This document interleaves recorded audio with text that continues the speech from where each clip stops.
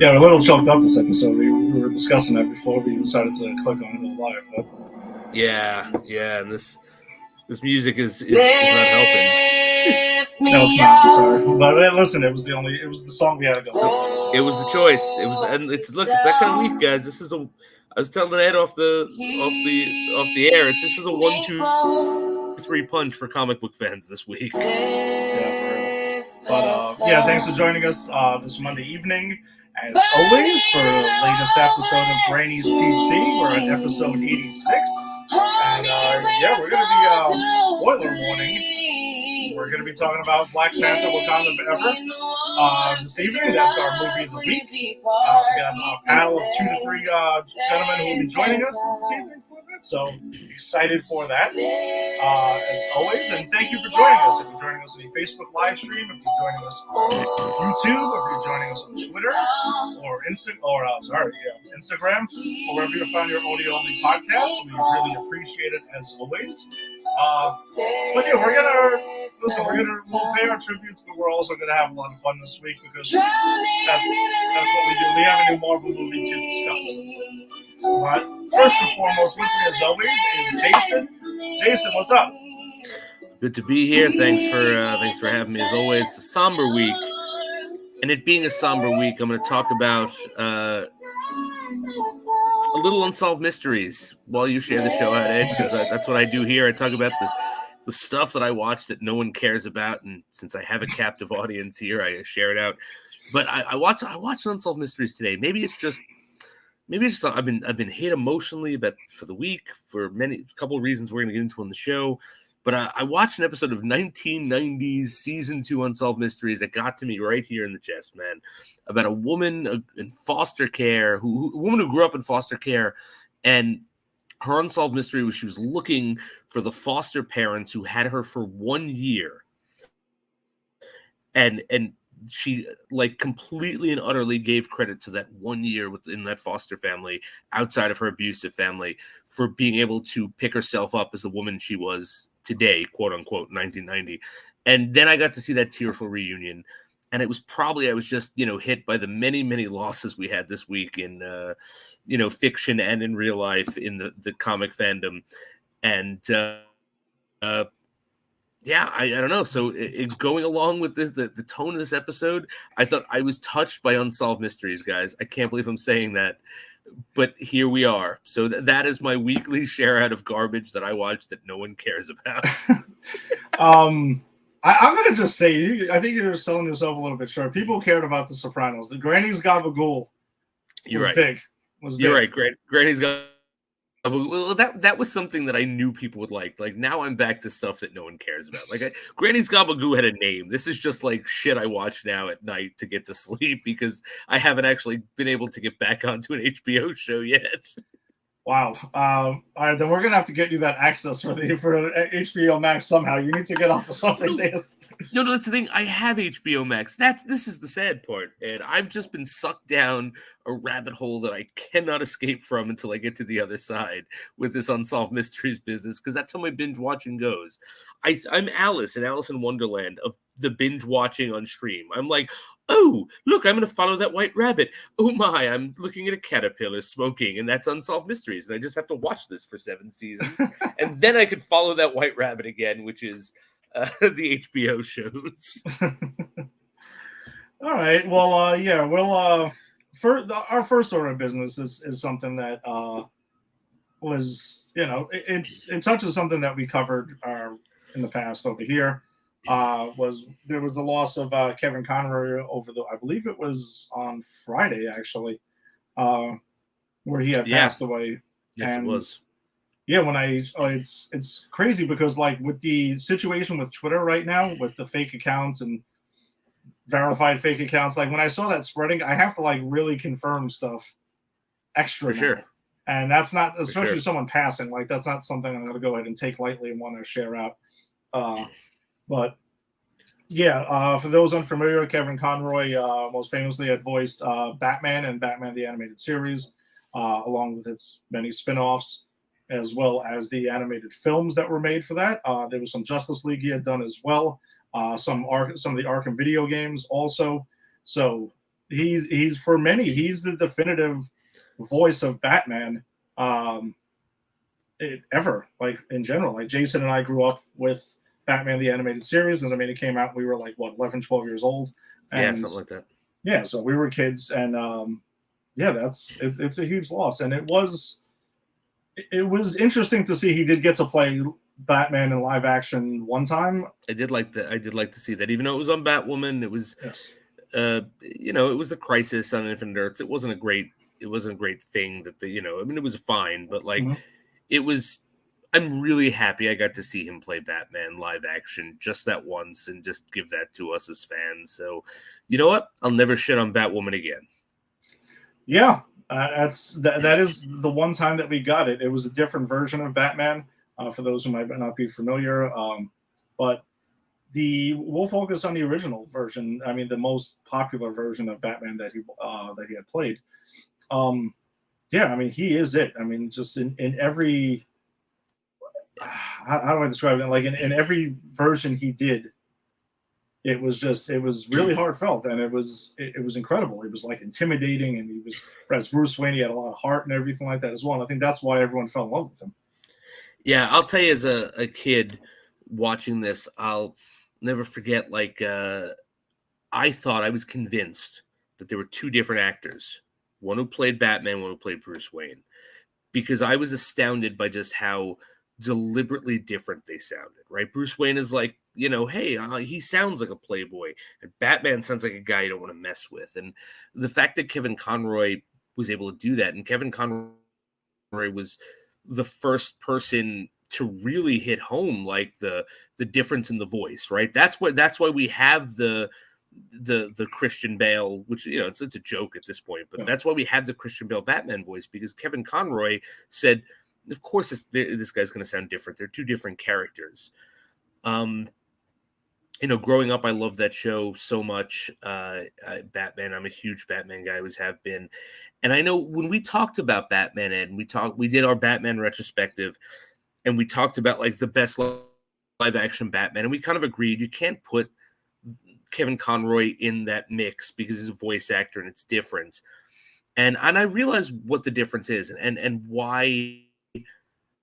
Like when we talk about live action Batman, we're talking about, this is Christian Bale's Batman. This is Ben Affleck's Batman, right? No matter how good or bad it is, it's always someone's Batman. But I realized after Kevin Conroy died, because I've been thinking a lot about this, because it hit me. This isn't a bit. Like Walter texted me that Kevin Conroy was dead before I saw it on Facebook while I was watching my son on Friday, and I had to sit down. Like I didn't realize how much this was going to affect me. And I think it affected me for the same reason it's affecting a lot of us is, we never said, oh, that's Kevin Conroy's Batman. That was Batman. Yeah. And from that point on, when I read Batman comics, that was the voice, right? Whenever, to this day, if I pick up a comic, I remember I was reading, like Batman and Black Lightning, the one that you put me on, where they had their team together. When I read that, Batman's voice is always Kevin Conroy's Batman from animated series. Bruce Wayne is always Kevin Conroy's Bruce Wayne. Like, and that's the thing. We're not, at least for me, I'm not mourning an actor who played Batman. I'm mourning an actor who embodied the comic book Batman to a point where my imagination has co-opted him when I read those comics. And so for a lot of us, I think it's like losing Batman. And I'm no joke, no bit or anything. I just want to say I'm really I'm really sad about this, and I want to thank Kevin Conroy for giving our generation that gift. Yeah, and it's interesting that you had mentioned that, like, it's true when you, because I think we first were introduced to a lot of these characters reading comic books when we were younger or whatever we had picked up the comics.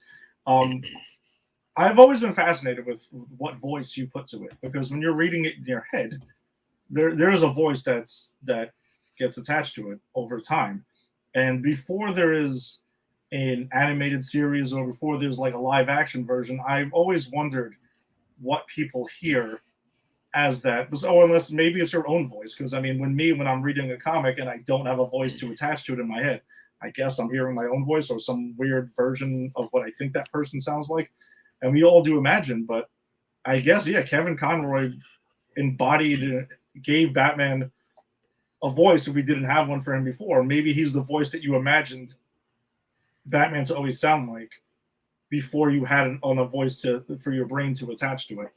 So I do think that's also why a lot of us feel or are kind of down about this whole thing. And plus, and for some of us like us, it is a piece of a major part of our childhood that we that we lose too, that we continue to enjoy as as growing up and being adults and everything like that. So it's one of those things that bridges it. Yeah, for sure. And look, animated series still holds up, man. I was watching it this weekend, obviously. Watched a whole bunch of like Batman heavy episodes with Kevin Conroy's acting ability. And look, watching it today, it's like watching. I've always said this about the animated series. It's like watching Batman comic books not live action, but come to life, you know, because it is still a cartoon.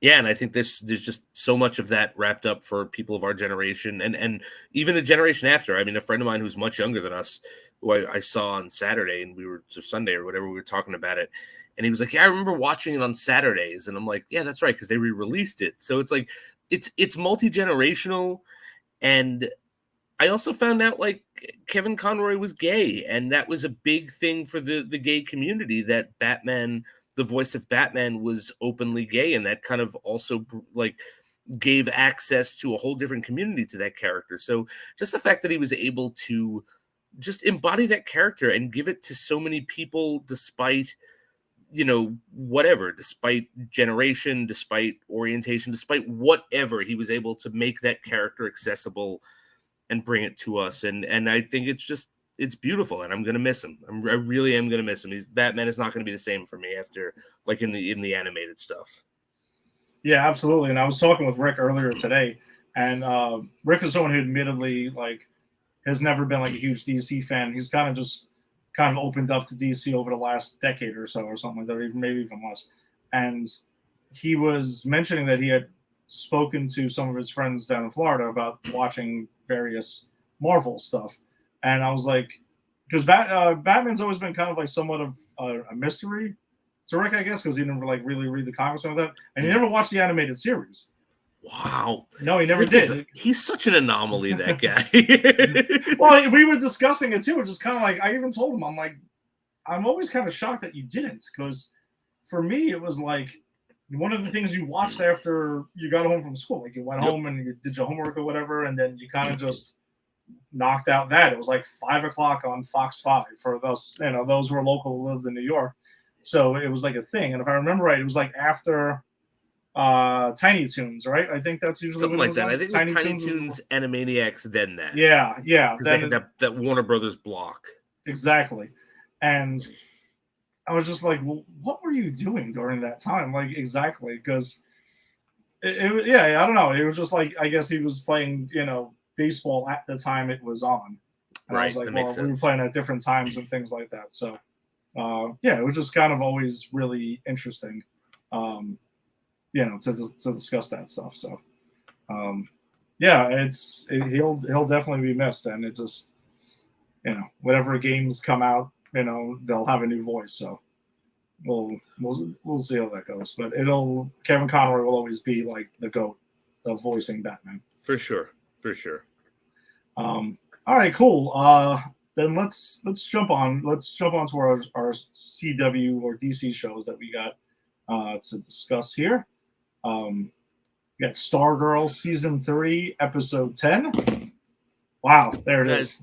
There it is. Guys, I have notes, okay? I want to prove I have notes. This isn't me being lazy. I've been lazy before. Like, I'm going to admit last week, I didn't even watch Titans because I fucking forgot about it, and Ed had to carry me through it, all right? I admit when I'm going to be lazy or forgetful. This is not it.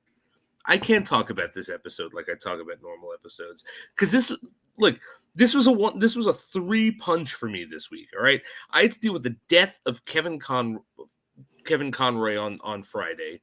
And then I had to sit today and watch Stargirl and watch the Crocs, Sportsmaster and Tigress, be murdered. And I had to do it knowing they were going to be murdered, Ed. I knew it. I don't know how I knew it. I knew it from the second we got that awesome, like, Croc montage about, like, how well they're fitting in. And this whole episode, like, we've talked, I'm just saying I feel so betrayed by this show because we've been talking this whole season about how this season's arc is who deserves to be saved, who deserves to be a good guy, who doesn't get that status. It's all them figuring out what's good, what's evil. We have this actual beautiful moment with the Crocs and Icicle, the grandpa and grandma Icicle, which Sportsmaster calls them that. I felt vindicated because I've been calling them that forever, where they literally walk into the main antagonists of the season so far. Like, we're meant to be led to believe that they're the main antagonist so far, and they broker peace. They literally go in and go like, "No, this is not what your son wanted. It's not what we want. We only signed up because we wanted to be good parents." And I hated these characters in season 1, Ed. I hated them. And they grew on me so much because their whole motivation is to be good parents. And they're murdered. They're gone. They're not in this show anymore. Yeah, we talked about it too. Like, even his wife is a character that I had warmed up to, and like her arc, I was completely all in on. And yeah, you did kind of see it coming in the episode, and it just felt like they were like setting you up for it. I know, but I was hoping they weren't. That's it. I was hoping they weren't. I was like, come on, this isn't that show. You're not going to do this. That would be mean. But I knew every single turn where they did something good, I was like, oh, when's the next thing going to come? When are they going to die? And they did. And there was this beautiful moment, like, where Sportsmaster is like, Pat, we got to take care of our own, and Pat and his family are our own now. And there's this beautiful moment with Tigress where she literally saves Barbara. I wrote her name down because we always forget it. We do, and it's fucked up. It is. It's terrible. I wrote it down. But she saves Barbara from Grandma Icicle, who pretty much comes to the house to kill her. And Tigress pulls out a freaking crossbow and comes out of nowhere and is like, nope, not going to happen. Get the hell out of here. And then trains Barbara to protect herself and pretty much says, like, you know, you're the first person who's cared about me since my family, outside of my family. They have these beautiful moments together. And then they murder these people, and I'm not okay with it. And so that's it. That's it. I got a lot of other stuff to say about the episode, but I had to get that out of the way first because I'm not okay with this show killing the Crocs the way they did. They were the whole. I mean, I don't know. I'm sure the show's going to do great stuff because it always does. It's a well written show, but like, in my opinion, they were the main part of the thesis that even the worst of us can become good in the right times, and they were did the it. Embodiment of frenemies. Yes. Exactly. They were the embodiment of frenemies. And as soon as they became friends and the enemies were dropped, the hammer gets brought down on them. And I was just, that hurt. It hurt. It ripped my heart out, Ed. I wasn't kidding. And you watched this earlier today, right? I did. When I texted you that Stargirl just ripped my fucking heart out, yeah. I had just finished the episode. No, I knew exactly once I read it. I'm like, oh, so he just watched Stargirl right now. Yeah. And it's a lot. It was a lot this weekend. It really was. Like, Kevin Conroy, we'll get to Black Panther, Wakanda Forever, which, you know, we all know, you know, what would be emotional about the film, without even spoiling anything. And then this, for those of us who watch Stargirl. it was a lot. Now, I think the reveal of who you can't talk about that and not immediately address who You're did right. it. And so the killer this whole time, and I did not see this coming. I had many theories. This was not among them. Is Icicle himself? It's the original leader of the ISA, or right and just yeah ISA. It's the son of Grandpa and Grandma Icicle, which I think is very important. And I think this is going to reinforce the treaty, right? The treatise. This is how they're going to redeem themselves. I'm not going to be happy about it, but this is how they're going to redeem themselves because the Crocs make a great point to the Icicle grandparents, right? And their whole point is this is supposed to be about family, and we have to if you kill them and they kill you, and we know how this goes, this and that. And I think he changed their mind because and going back into the whole treatise of like who's a hero and who's evil and who's good, the grandparents aren't evil. No, they're grieving their son and have a history of persecution because of their powers. So it's like they're complex like everyone else. My theory is that they're not going to, or at least not all of them, the family are going to align with Icicle. But he's it. He's the killer. He's the guy who's been doing all this. He's the mastermind. He's the guy who's been doing that weird jigsaw puzzle that I'd still like to know where he got it from, but makes more sense because maybe it was in his house. It's true. Now, do you think that maybe the parents take different sides? I do. I think the mother, the mother goes with him, and then the father kind of sees what Pat and the JSA are doing. Yep. And I think that's how it's going down too. And I think the son is going to initially side with the father and be put into a situation where it tests his morality and he's going to turn on him. That's my theory. I want to mention another big moment there when Pat and Starman and Sylvester, they go to their house, and it's brought up that they murdered her son, and Starman offers a fist bump right there. Yeah, for that I thought that was hilarious. That was hilarious. That was great. What I love about that scene is Pat going, "Follow my lead. Don't lose your temper." Like Pat's in charge. Yeah, right? Very much in charge. And we see that's a great flip because if you remember in the beginning of the season, Sylvester was always walking on Pat like, "You're my sidekick." And now it's like, no, there's no sidekicks. I'm the one in charge in this moment. And I thought that was cool.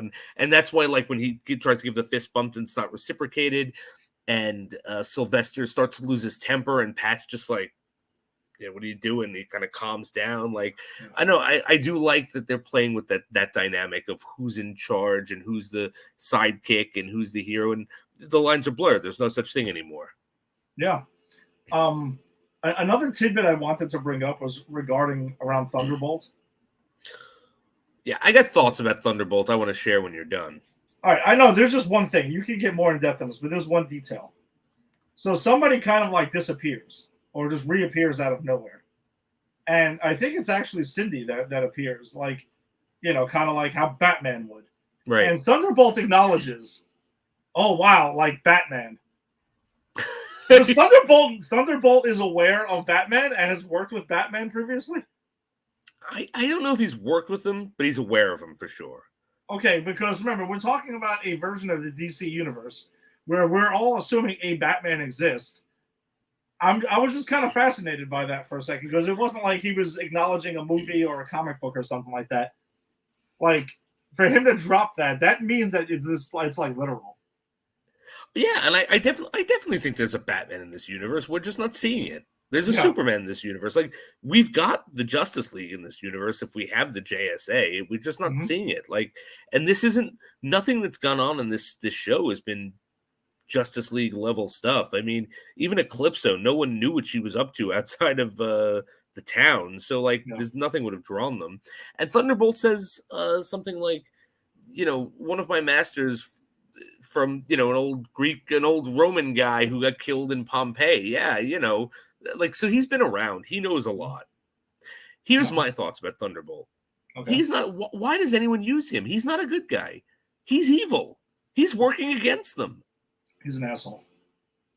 Like, He's an out asshole. now, he really is. Like, they wish for phone service, and they're given a fucking phone booth. And it needs dimes, and you can't wish for dimes because he's just going to give you the march of dimes or something. Because you have to go home. This was what made me realize that this genie's evil. And if I had this thing, I would have made 3 wishes, realized it was evil, and I would have thrown it in a fucking volcano. I would have destroyed it and Thunderbolt because it's evil, right? Because they're being chased by this albino gorilla, which we're going to get into because I've done research about this character. Yeah. They were being hunted. They were afraid for their life. And Thunderbolt is making, well, it's apropos that you guys are going to die together, just like my masters who died in Vesuvius. And they're like, well, why couldn't you have just taken us home when we wish to go home? Well, home is where the heart is, and that's what my master used to say. It's like, fuck you, Thunderbolt. You know what? Look, if I wish that I had phone service here and you'd give me a phone booth, all right, fine. That is a loose interpretation of my wish. That's what you do. If I wish to go home, you cannot say, what do I have to say to make that true? I wish to go home in the house that I reside, in this address, blah, blah, blah, blah, blah. Get the fuck out of here. That guy's evil. Throw him in a volcano, murder him and his whole genie family. Oh my God. Because he does nothing to help anyone in this episode. Or hardly ever. Or hardly ever. He's not a hero. He is not a superhero. If he was wielded by anyone but a kid, he'd be thrown in a volcano like I said he should be. Maybe Batman tries to destroy him. I would watch the shit out of that animated thing. If they give me Batman versus Thunderbolt, I'd watch it. All right, well, I mean, go ahead. All right. So that brings us to the albino gorilla, which is the next big bad, apparently, so Cindy's chasing it because she knows that she thinks it's an experiment her father did, and she's trying to get back in everyone's good graces and prove that she's not a villain. And we find out that this gorilla thing is a character known as the Ultra Humanite.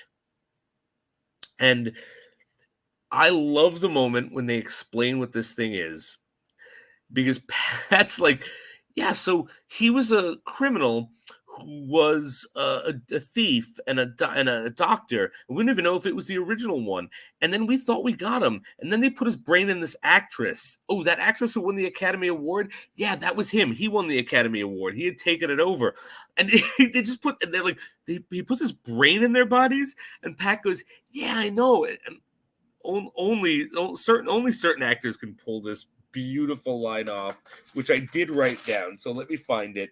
But the one about the science fiction movie? Yes.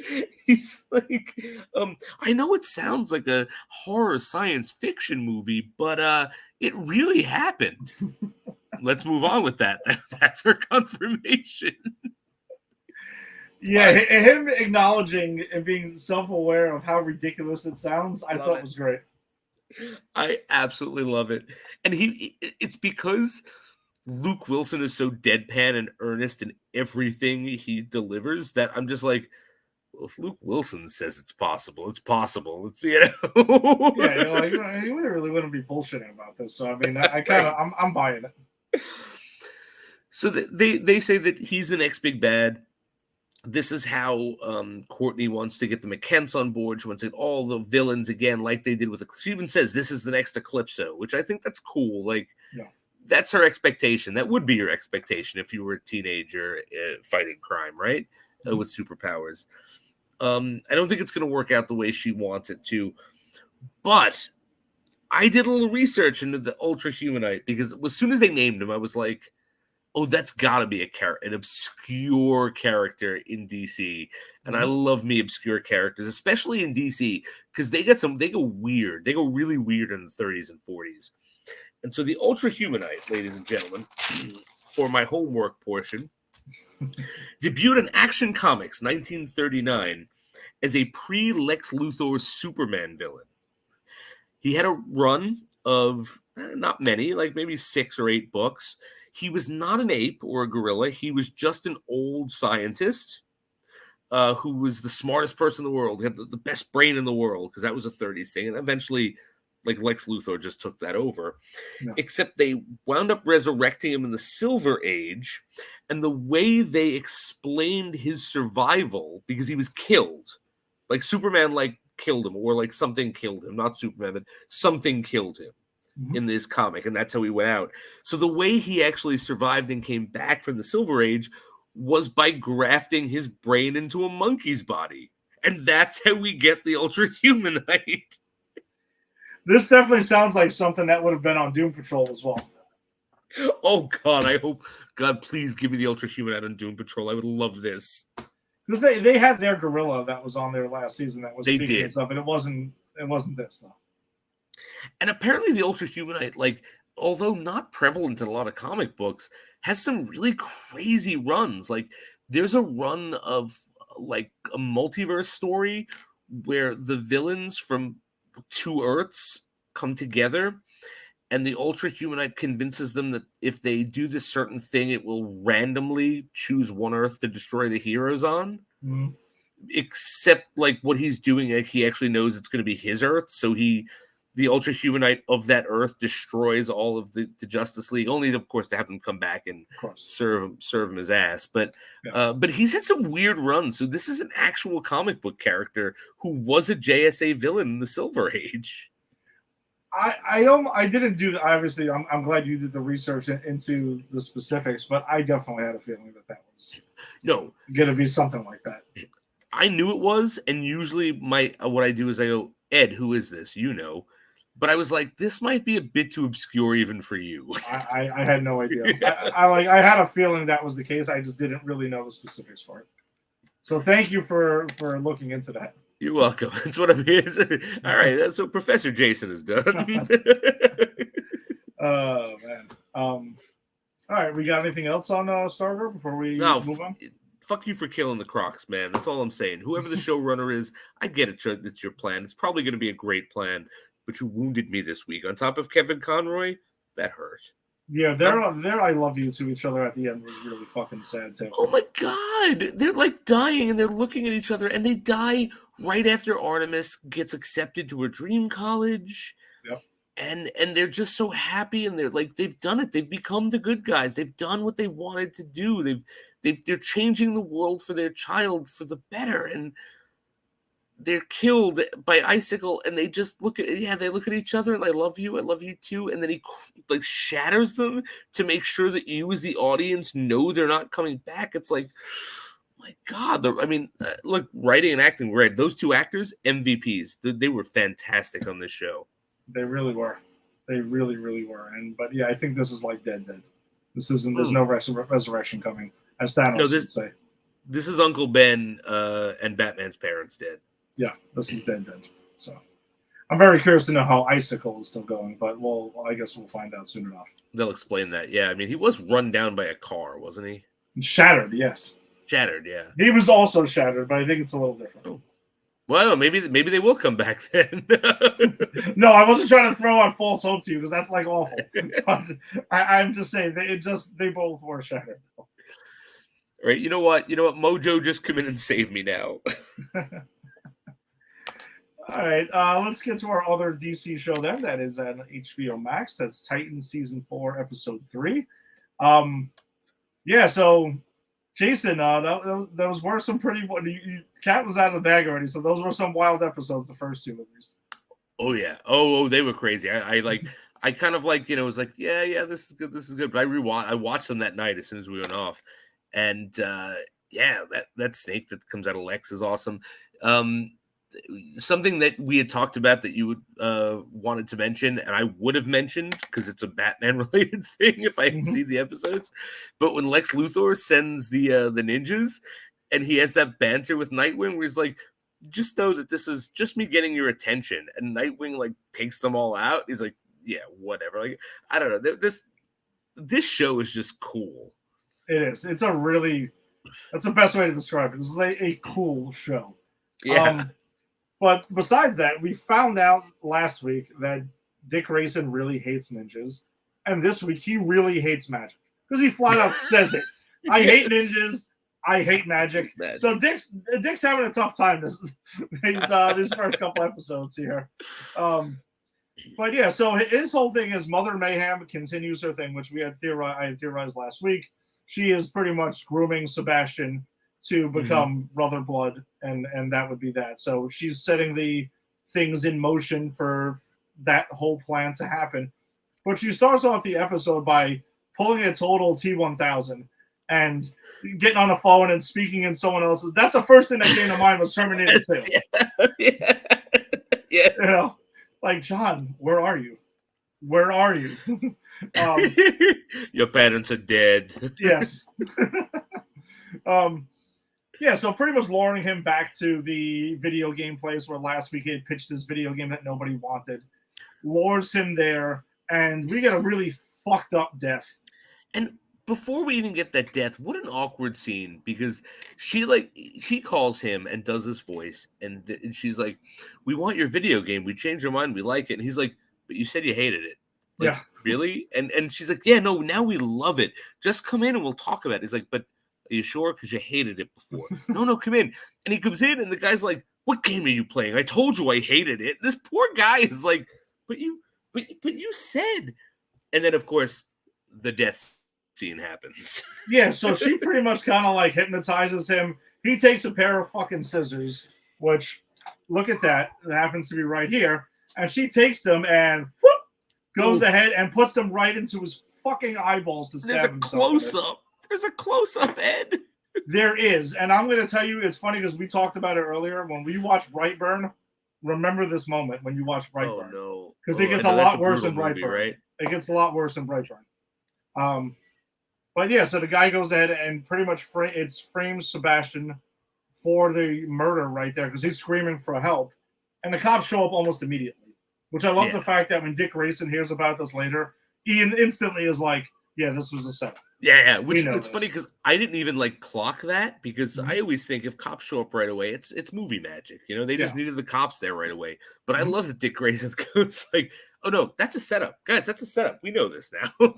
Yeah, because this is a seasoned crime fighter, who knows his shit. And right now he's like, he's a former cop, and also he's trained with the world's greatest detective for quite some time now. So Dick Grayson is just badass in this show, and in this episode, it's fully on display for me in this episode because after that whole thing happens, and this is more or less we'll do A plot, B plot, and the A plot being brother blood and the whole thing being set up there. He goes ahead and gets arrested for murder, gets brought to a police station, which on the other end, some of the Titans were tracking this and going ahead, and Superboy goes ahead and saves him from Mother Mayhem because she's got Sebastian alone then, because that's what she was going for. But then Superboy goes in, saves him, gets in a car with Dick, and they drive off. But then she has this smirk on her face while they're driving away, which leads you to believe, okay, so she was trying to get him alone and now wants him to be with the Titans, I guess, when he's activated or something like that. Because that's what I kind of think this is leading to. Same here.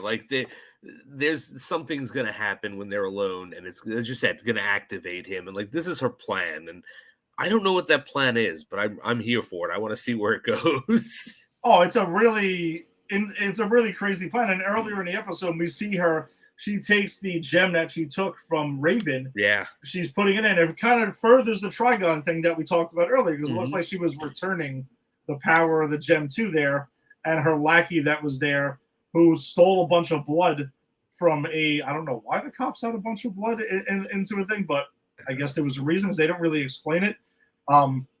She's like, "You're right. You're always right, though." So I guess that'll further her crazy calculation over this master plan of hers that she has in play. And just a real cool Raven thing, since we brought her up, she doesn't have super a lot to do in this episode, as I remember, but I love the moment between her and Beast Boy where she's eating. Yeah. And she's like, "Is this how you all feel every day without everyone's sadness and worries and despair running through you? This is great. I really like this food." And it's it makes you remember shit. Yeah, no, Raven's really an unhappy, really sad, tragic character. Yeah, she's been through quite a lot, especially in the first season. She really went through a lot. And the fact that that gem causes her to feel other people's pain all the time, it's And just the absence of that pain is just joy for her. I don't know. There was something about that, like that exchange between her and Beast Boy, that I was like, this makes me get this character way more than I had before. So it was a small moment, but I wanted to point it out. No, I'm glad you brought that scene up because she also, by the way, smells maple syrup and takes a quick chug of it. That's right, yes. Which I thought was really interesting. But Beast Boy, she's asking Beast Boy, how does it feel? But his response, though, is also like, I wouldn't know. Yeah, right. Because he's dealing, throughout his first 3 episodes, he's dealing with a lot of stuff where he's losing control. He's having these crazy visions. And they show it's like the sky is red. And I'll tie that into a second. I think they are tying this into a lot of things that are going on, specifically what's going on with the Church of Blood, because the sky being red there. And he starts telling a story of when the moon is full of blood and everything like that. So it can't be a coincidence that that's where this is tying into. So maybe he's getting these visions that they're gaining power and getting their new brother blood, and that's why this is happening. But during that whole thing, Dick goes ahead and tries to investigate. He's like, shit, we're dealing with magic. I need some help. He goes to reach out to an old friend named Jinx, who is got some kind of a pretty interesting comic book history as well.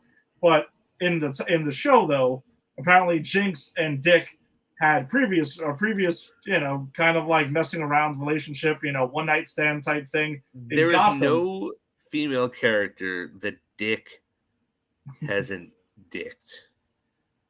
That's what we're getting so far, right? Like they're going with that. So it's Jinx. There was Barbara Gordon. Yep. Starfire seems to be his on again, off again kind of girlfriend that is here and there, not really sure. Like anytime a piece of tail walks by in front of him, man, he's just like, oh hey, he's like Pepe Le Pew. It's like, come on down, boy. But yeah, so Coriander and Dick go to search out Jinx. She escapes the Gotham prison that she's in by putting her foot down, and like some crazy tornado shit happens, and she disappears. Was such a cool scene where like they're bringing her out, and Dick is like, has she been solitary this whole time? Yeah, solitary this whole time. Which, by the way, cruel and unusual punishment. Just throwing that out there. Like, people go crazy. She's been in there for years. She would have been crazy. But anyway, you just see her, like, very slyly taking her foot out of her shoe, and Dick's the only one who clocks it, and he's like, wait, no. And as soon as she gets it on the ground, she becomes this whirlwind, and she's gone. The tension in that scene was spot on. Yeah, and he goes ahead and tracks her down to where he thinks that she's going to go. And it's pretty much she's stealing the heart of a dark elf that's there. That was interesting. But once Corey looks at it, though, it turns her to stone. And she's done, and Dick needs to, try to help her out there. So him and Jinx go ahead, and because she's like, oh, yeah, you got to go to the dark elf, blah, blah, blah. Whole thing turns around because pretty much Jinx has the thing that she needs. We find out that she's $5 million in debt. But that this whole thing does lead to their backstory. And by the way, all right, the moment that you specifically, I thought of you when I'm watching this, because they're talking in the car as they're driving to this club to go meet this dark elf. And we find out in the past that Dick went ahead and turned her over to Constantine. Yes. In the past. Yes, he did. So, this further, are we going to see him? We might, because I did bring this up last week. Like, are we going to get Constantine based on who our enemies are this year? Him being mentioned now, I don't think that's also a coincidence. Did say it kind of like how it was said in the Sandman. She said Constantine. So I don't know if that was just her accent. I don't know. Or are we going to get Joanna Constantine maybe? Or are we going to get John Constantine? I don't know. I'd be okay with either, to be honest. Yeah, I just thought that was interesting. I personally, if I had to guess, it was just the accent, and they're rolling with that. Yeah, because they went Joanna Constantine in Sandman for legal rights. Like they didn't own the rights to that character, but that character is a Sandman character, or wasn't Sandman, so they just altered it. So but they do own the rights here. So I think if they're going to give us Constantine, it's going to be our Constantine. Matt Ryan, come on, let's go. I hope it's Matt Ryan. I hope so. I really do. But yeah, so we find out their history. They have their little backstory. And by the way, and Jinx also refers to their history as a pump and dump, which I thought was interesting too. So totally just letting that Dick is just a total like dog. He is. That's the thing. He's a fucking whore. He's an absolute whore, and I didn't realize how bad he was. But apparently, he's also this bad in the comic books. That I was aware of, and they're definitely this is all comics accurate for those who the second you hear oh it happened in the comics, it's legitimized. It's okay. It doesn't matter what's going on. We're all good. So if you're one of those fans, then yes, this is definitely comics accurate. Dick Grayson being a pimp over here. But I loved Jinx. I loved her character. I love the fact that she's trying to manipulate him because she's looking for the money, and the resolution to that is, oh, do you know who I am? I'll just give you the $5 million. Bruce will give it to you. What are you talking about? Like, and she's like, you don't get. I won't help you until. There you go. It's an escrow. Just save Coriander and join on my team, and that $5 million is yours. And I thought it was a great introduction to the character and a great way to get her on the team, right? Because I don't want her to be a bad guy. This is a kick-ass character. I want her to be one of the Titans. So we're gonna get her at least briefly as a Titan, and I'm excited to see more of her. Yeah, we're definitely gonna see a bit more of her. And you're right. It was just kind of like, oh, wait a second. Dick also has an unlimited bank account that he can tap into when he needs to. So right. And look, he might not be Robin anymore, but Bruce Wayne's still his dad. Come on. Yeah, he's still got his back. So that was taken care of. But I also did love the fact that this also led to freaking Nightwing battling a Dark Elf. Because she throws a bunch of blades at him and he fucking just fights them off. He kicks some serious ass.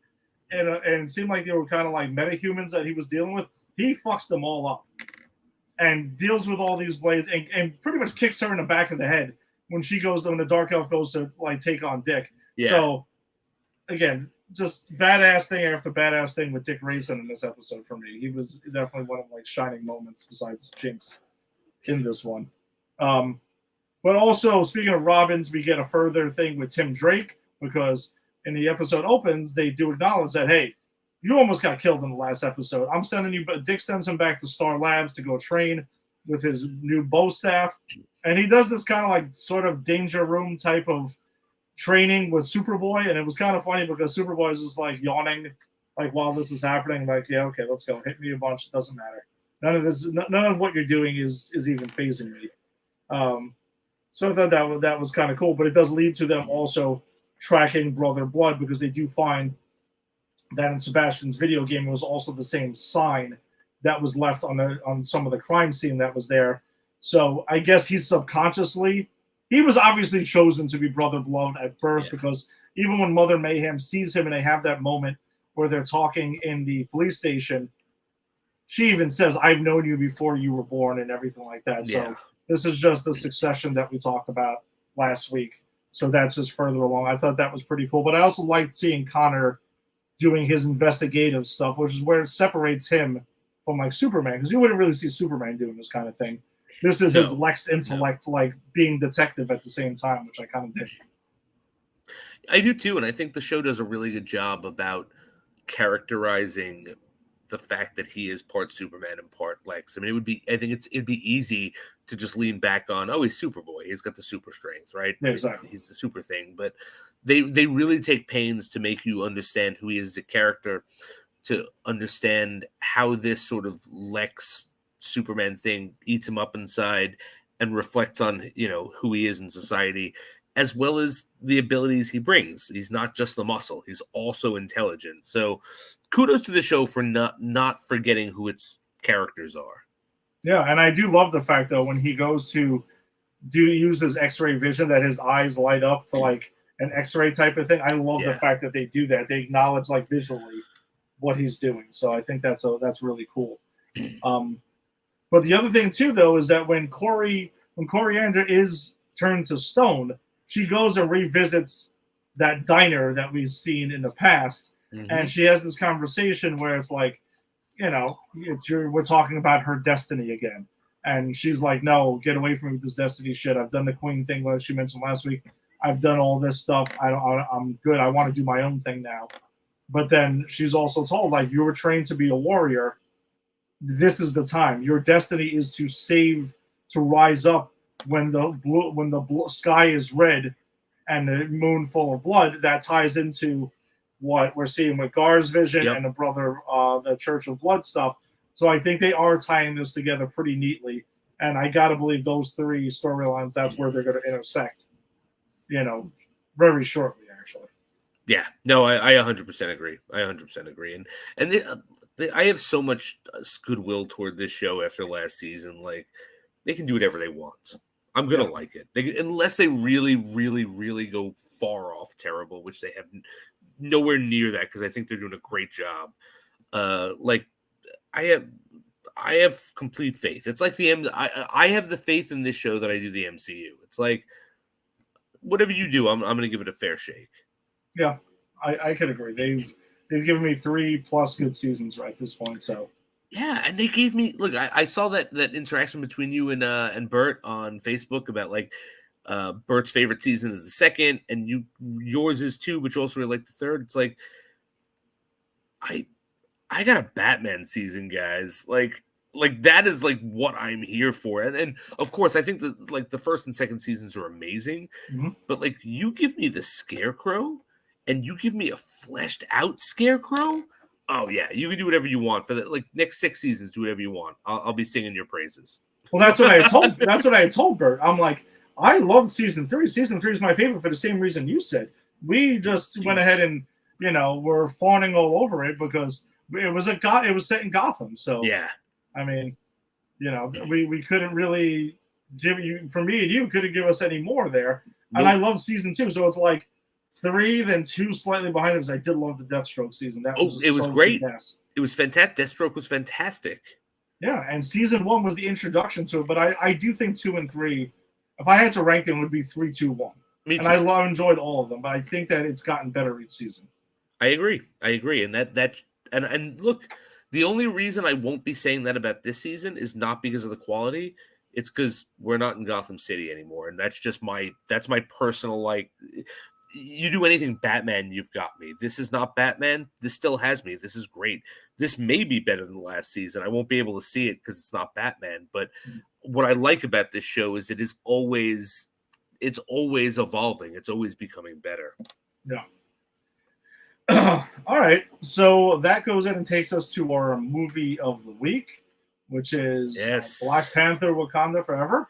Tell them about the box office. Most have seen it, but here's your spoiler warning to get started. This is going to be a full spoiler discussion about the film. So if you have not seen Black Panther: Wakanda Forever, go ahead and come back and give us a rewatch at another point, because we're going to spoil the hell out of this and speak completely openly and freely about it. But if you have, stick around, drop in the comment section. We want to hear your thoughts and possibly do our best to answer your questions, because we don't know everything about everything. So, that's it. And though, joining us for this segment is a good friend of the show who you've seen on with us before as well. Is Walt.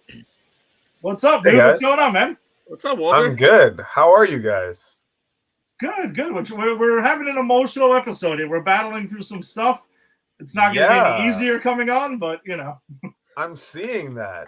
Also, just sidebar, I love sitting backstage and hearing you guys talk, and I'm not up to date with the CW, but, I always bring little tidbits of trivia and things of nature. Mm-hmm. Ultra Humanite. Oh, here we go. Here we go.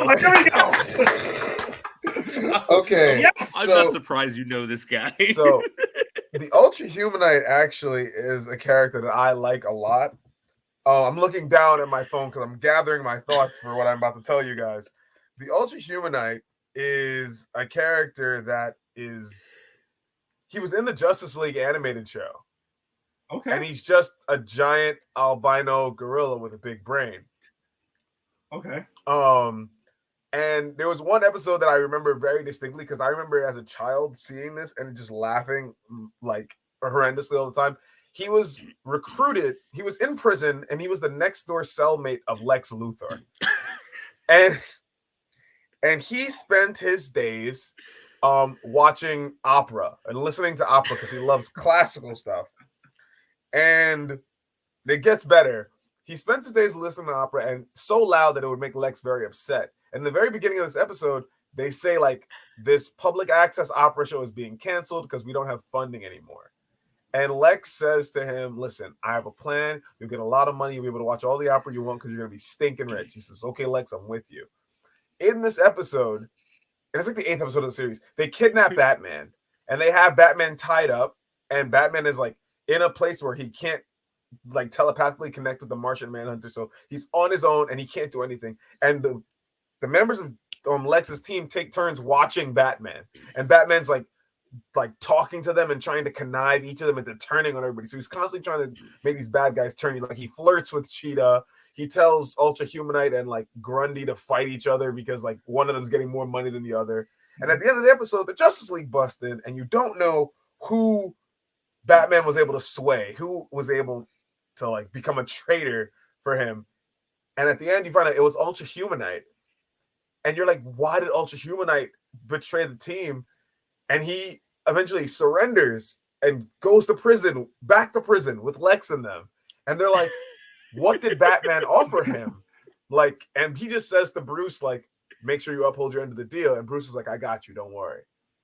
Pan back to prison. He's once again across from Lex Luthor. He's next door to Lex Luthor, once again playing opera very loudly. And at the end of the episode, it says, thank you. Our show has been back through a generous donation from the Ultra Humanite and Bruce Wayne.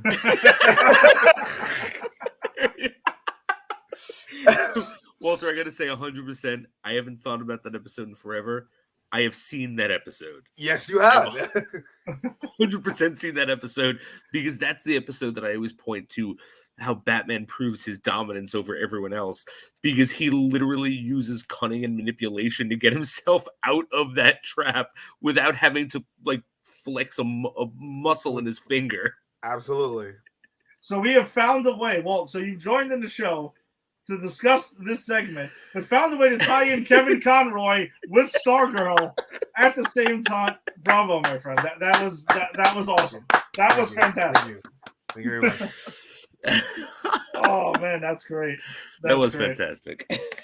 But yeah, so we got ourselves in a brand new MCU film, which again is crushing it at the box office because that's what all of them do on every level known to man, even if it's by comparison. So I mean, I guess let's go around with overall thoughts before we get into details and characters and stuff like that. Walt, you just joined us, so what were your overall thoughts of the film?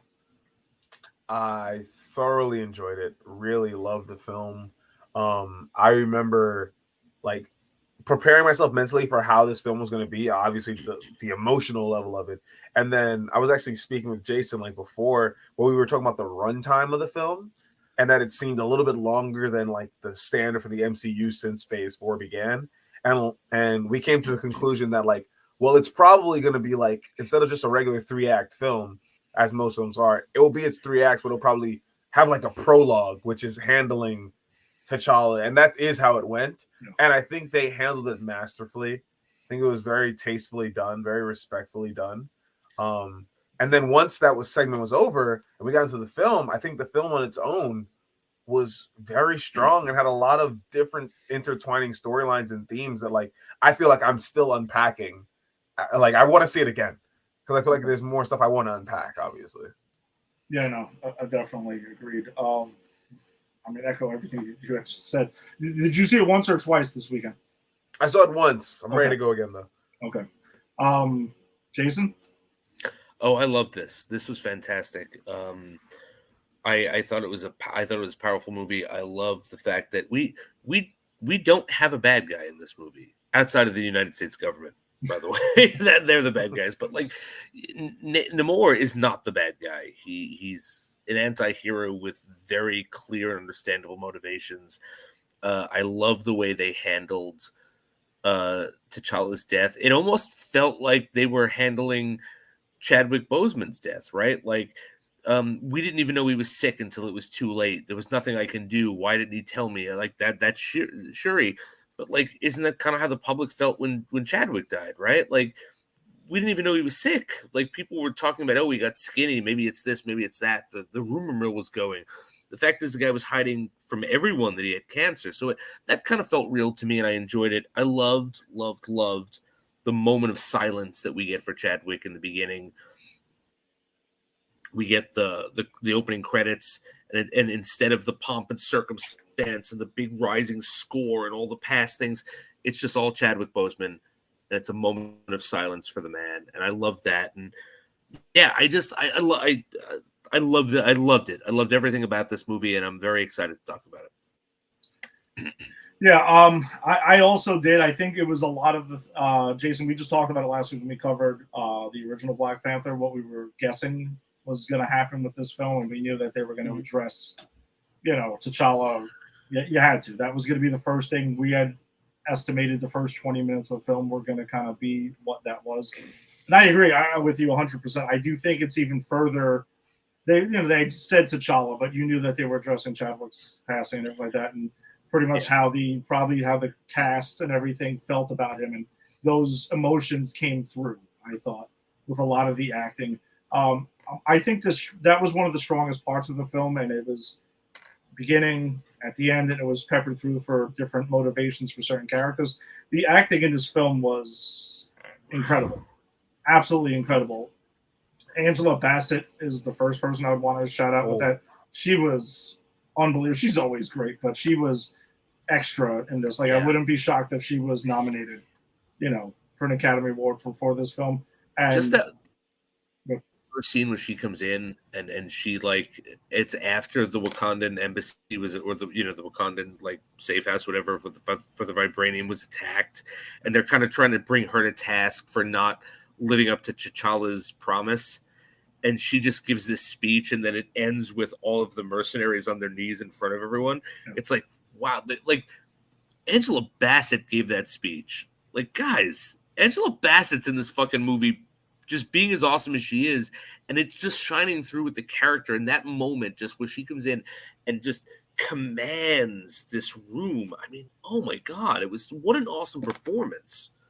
And I think the actor actress that I was the most impressed with was Letitia Wright, because we speculated that, I mean, the only film I've ever seen her in were pretty much her Marvel films, like her Shuri appearances. I have not actually personally seen her in any other films, but Jason, I know you had speculated, you were wondering if we were getting all of these extra characters and extra themes because they were, maybe the Marvel Studios was concerned that she couldn't carry her own film. She absolutely proved she definitely can. The range of emotions that Shuri has to deal with in this film are, I mean, it's almost everyone you could imagine from beginning to end. My question was answered. She can carry a film on her own. My question was answered. I stand corrected. The fact she goes through so much emotionally in this movie, and so much of this movie rests on her emotional journey, and she sells it every single time. Every single second she sells it. She does such an amazing job. I agree. She really stepped up. One, as an actress, like, it's just like you saw so much more from her as a character. In this film, I actually have seen her in one more thing. It was a single episode of Black Mirror. She's in an episode of Black Mirror. Oh, which one? Black Museum. That's her. Oh, she is in that one. It is. And that's okay, because I know pretty that much runs that episode. But I remember, like, in watching the film, the fact that they put her through two of those funerals, I was like, oof. Then, like, the impact of just, like, she didn't burn the thing, and then she needed it again. Oh my God, that was horrible. Yeah, very, very amazing stuff. So I guess we can get into details, and I guess the person to start off with is Shuri. I mean, her entire, like we just mentioned, her entire journey through this film, where it opens with her trying to save, T'Challa, and they don't name, what's killing him, but I think we all kind of assume they were going to stick to something similar to what happened in real life, and I feel like they do in this. And it ties into a story thread, which I think this film does a fantastic job of tying in story threads that were set up in Black Panther. She's trying to recreate the herb, and she can't, obviously, because Killmonger burned them all down, so they're not just accessible. And I also wanted, I had mentioned last week, I wanted it to be something that wasn't like easily fixable by vibranium or something like that. Like it's not something that could be just easily fixed. And she tries to, and she can't. And she misses. She can't be on her brother's side. And even her AI is kind of telling her you might want to be there by his side, and that she has to kind of like get that information from her mother. And that's how her journey starts in this film. Wow, it's just, I don't know. It's even a lot to even talk about right now. Yeah, no, absolutely. Big kudos to the writers' room on this film. Like, after watching it, I remember like I'm driving home with my wife, and the first thing that I kept thinking to myself was like, what would this have been if not for Chadwick's passing? Because it seemed so organic and seemed like so like melded into the movie, like you said, like Killmonger's burning of all the heart-shaped herb became such a major plot point for this film. And I was just like what was the plan going forward had this tragedy not struck us? Because it seemed like, and so I say kudos to the writers who really took tragedy and something horrible happening and turned it into really amazing art and really amazing story progression, and it's just really well done. Yeah, and I agree, and I kind of wonder. I'm sure it would have been as good, but it would have been so. I'm not wondering that, but it would have been different. Like because this is a Shuri-led movie, we get to spend a lot of time with her, and they get to really explore her grief, as opposed in juxtaposition with the grief of Namor, or the Submariner as he's known in the comic books, or Namor as I always called him, but that's not how we call it. I used to say Thanos also, or something like that. Yeah, I used to say his name wrong completely for years. We don't know. We don't hear that stuff spoken. But like we get some great stuff between her and him, where they're really connecting as people through, and also understand each other, because they are very protective of their own, right? Anything to protect our own. And that's why Shuri goes to their kingdom. That's why her and Namor connect. And I do kind of wonder, like, we wouldn't have had that if Chadwick didn't pass. And I really am curious, what would we have had? Yeah, and I know there was interviews that had mentioned with, like, Ryan Coogler had mentioned that they had finished, like, once they got the information that Chadwick had passed, the film was written already. Like, it was done, and they were ready to, they were going to start like pre-production and stuff like that. So they had to kind of like scrap the whole thing and start from the beginning, start from scratch. Which, seeing this film and laid out, and Shuri's whole thing, like it's kind of astonishing that we got what we got, considering what they had to deal with in the time frame they had done it from. But I think Namor was always supposed to be the villain, or whatever, the villain, because I'll put that in quotes. Antagonist. Yeah. Well, it's kind of like I do think I did see a lot of him as being similar. Again, I'll use quotes, villain, as Killmonger was. Like, but not like villain, but I'm going to disagree on one point. And Walter and I were talking about this today. Okay. And I feel very strongly about this. Killmonger is absolutely, like, if we put aside that Killmonger was right, because, philosophically, Killmonger's right, but, like, what he's doing is kind of not right?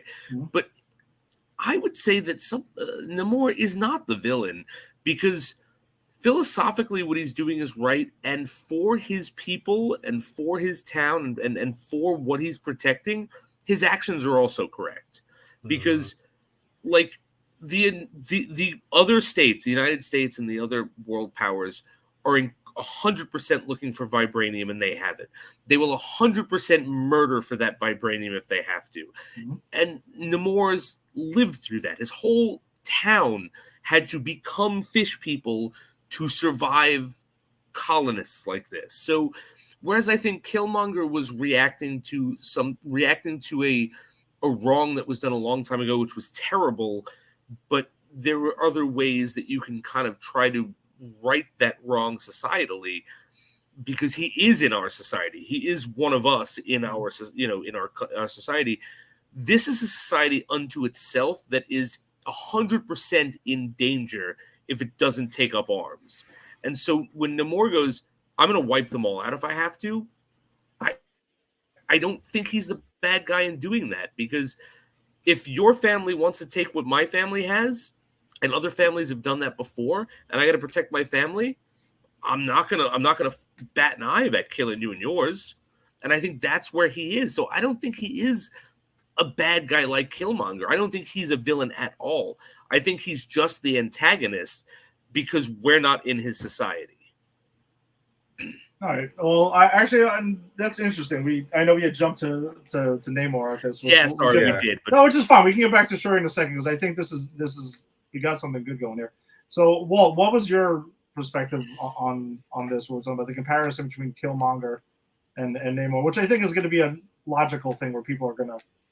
I agree. Yeah. And like Jason said, we were speaking earlier about this because he was asking me, like, have you been hearing? Because he knows I'm on the internet all the time. I just live in the virtual space. So I'm constantly reading reviews, like skimming and hearing what people say.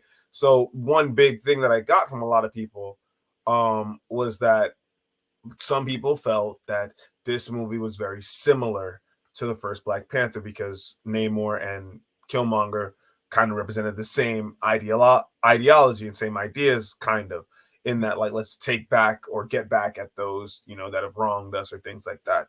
Mm-hmm. And I also feel like it's not exactly the same. It's not cut and paste. And also, like, when I think of like the villains of Marvel, right? Like walking out of the theater, I didn't think, well, let's add him to the list of villains of Marvel. Usually after a Marvel movie, you're like, oh, where does he stack up against the Thanoses and the Lokis and the Killmongers? And I don't think Namor fits in with that crew. Like, he wouldn't be invited to the club with those guys because he's really just doing his own thing. And I say it's very impressive because in movies, at least, it's not as easy as it is in comics to develop like an anti-hero. Yeah. Like, that term anti-hero is something that's really like dubious and hard to really pinpoint. And I think they did a really good job of giving us a movie that had as an anti-hero. So he's like not a villain. He's the antagonist of this film, but he's an anti-hero because he's really doing what's best for his people. He's doing the right thing for his people. He just doesn't give a shit about other people. Yeah, pretty much. It's like, listen, either you're with us or you're against us. I mean, it's kind of basically essentially what he tells Shuri. And that's kind of what his thing is, because he even proposes at one point, like, listen, kind of, we should team up, we should kind of help each other out, or I'm gonna wipe you guys out. One or the other. That's what's gonna happen. But I agree with you, though. I agree with you both 100% that you're right. This they do get him as an anti-hero, which we had seen Black Adam a couple of weeks ago, which kind of, I don't think that nails the thing quite as much as I enjoyed that film. I don't think this does it a bit more. Like, I can see Namor down the line being side by side with other heroes in this, if the mission or anything like that is what's best for his people.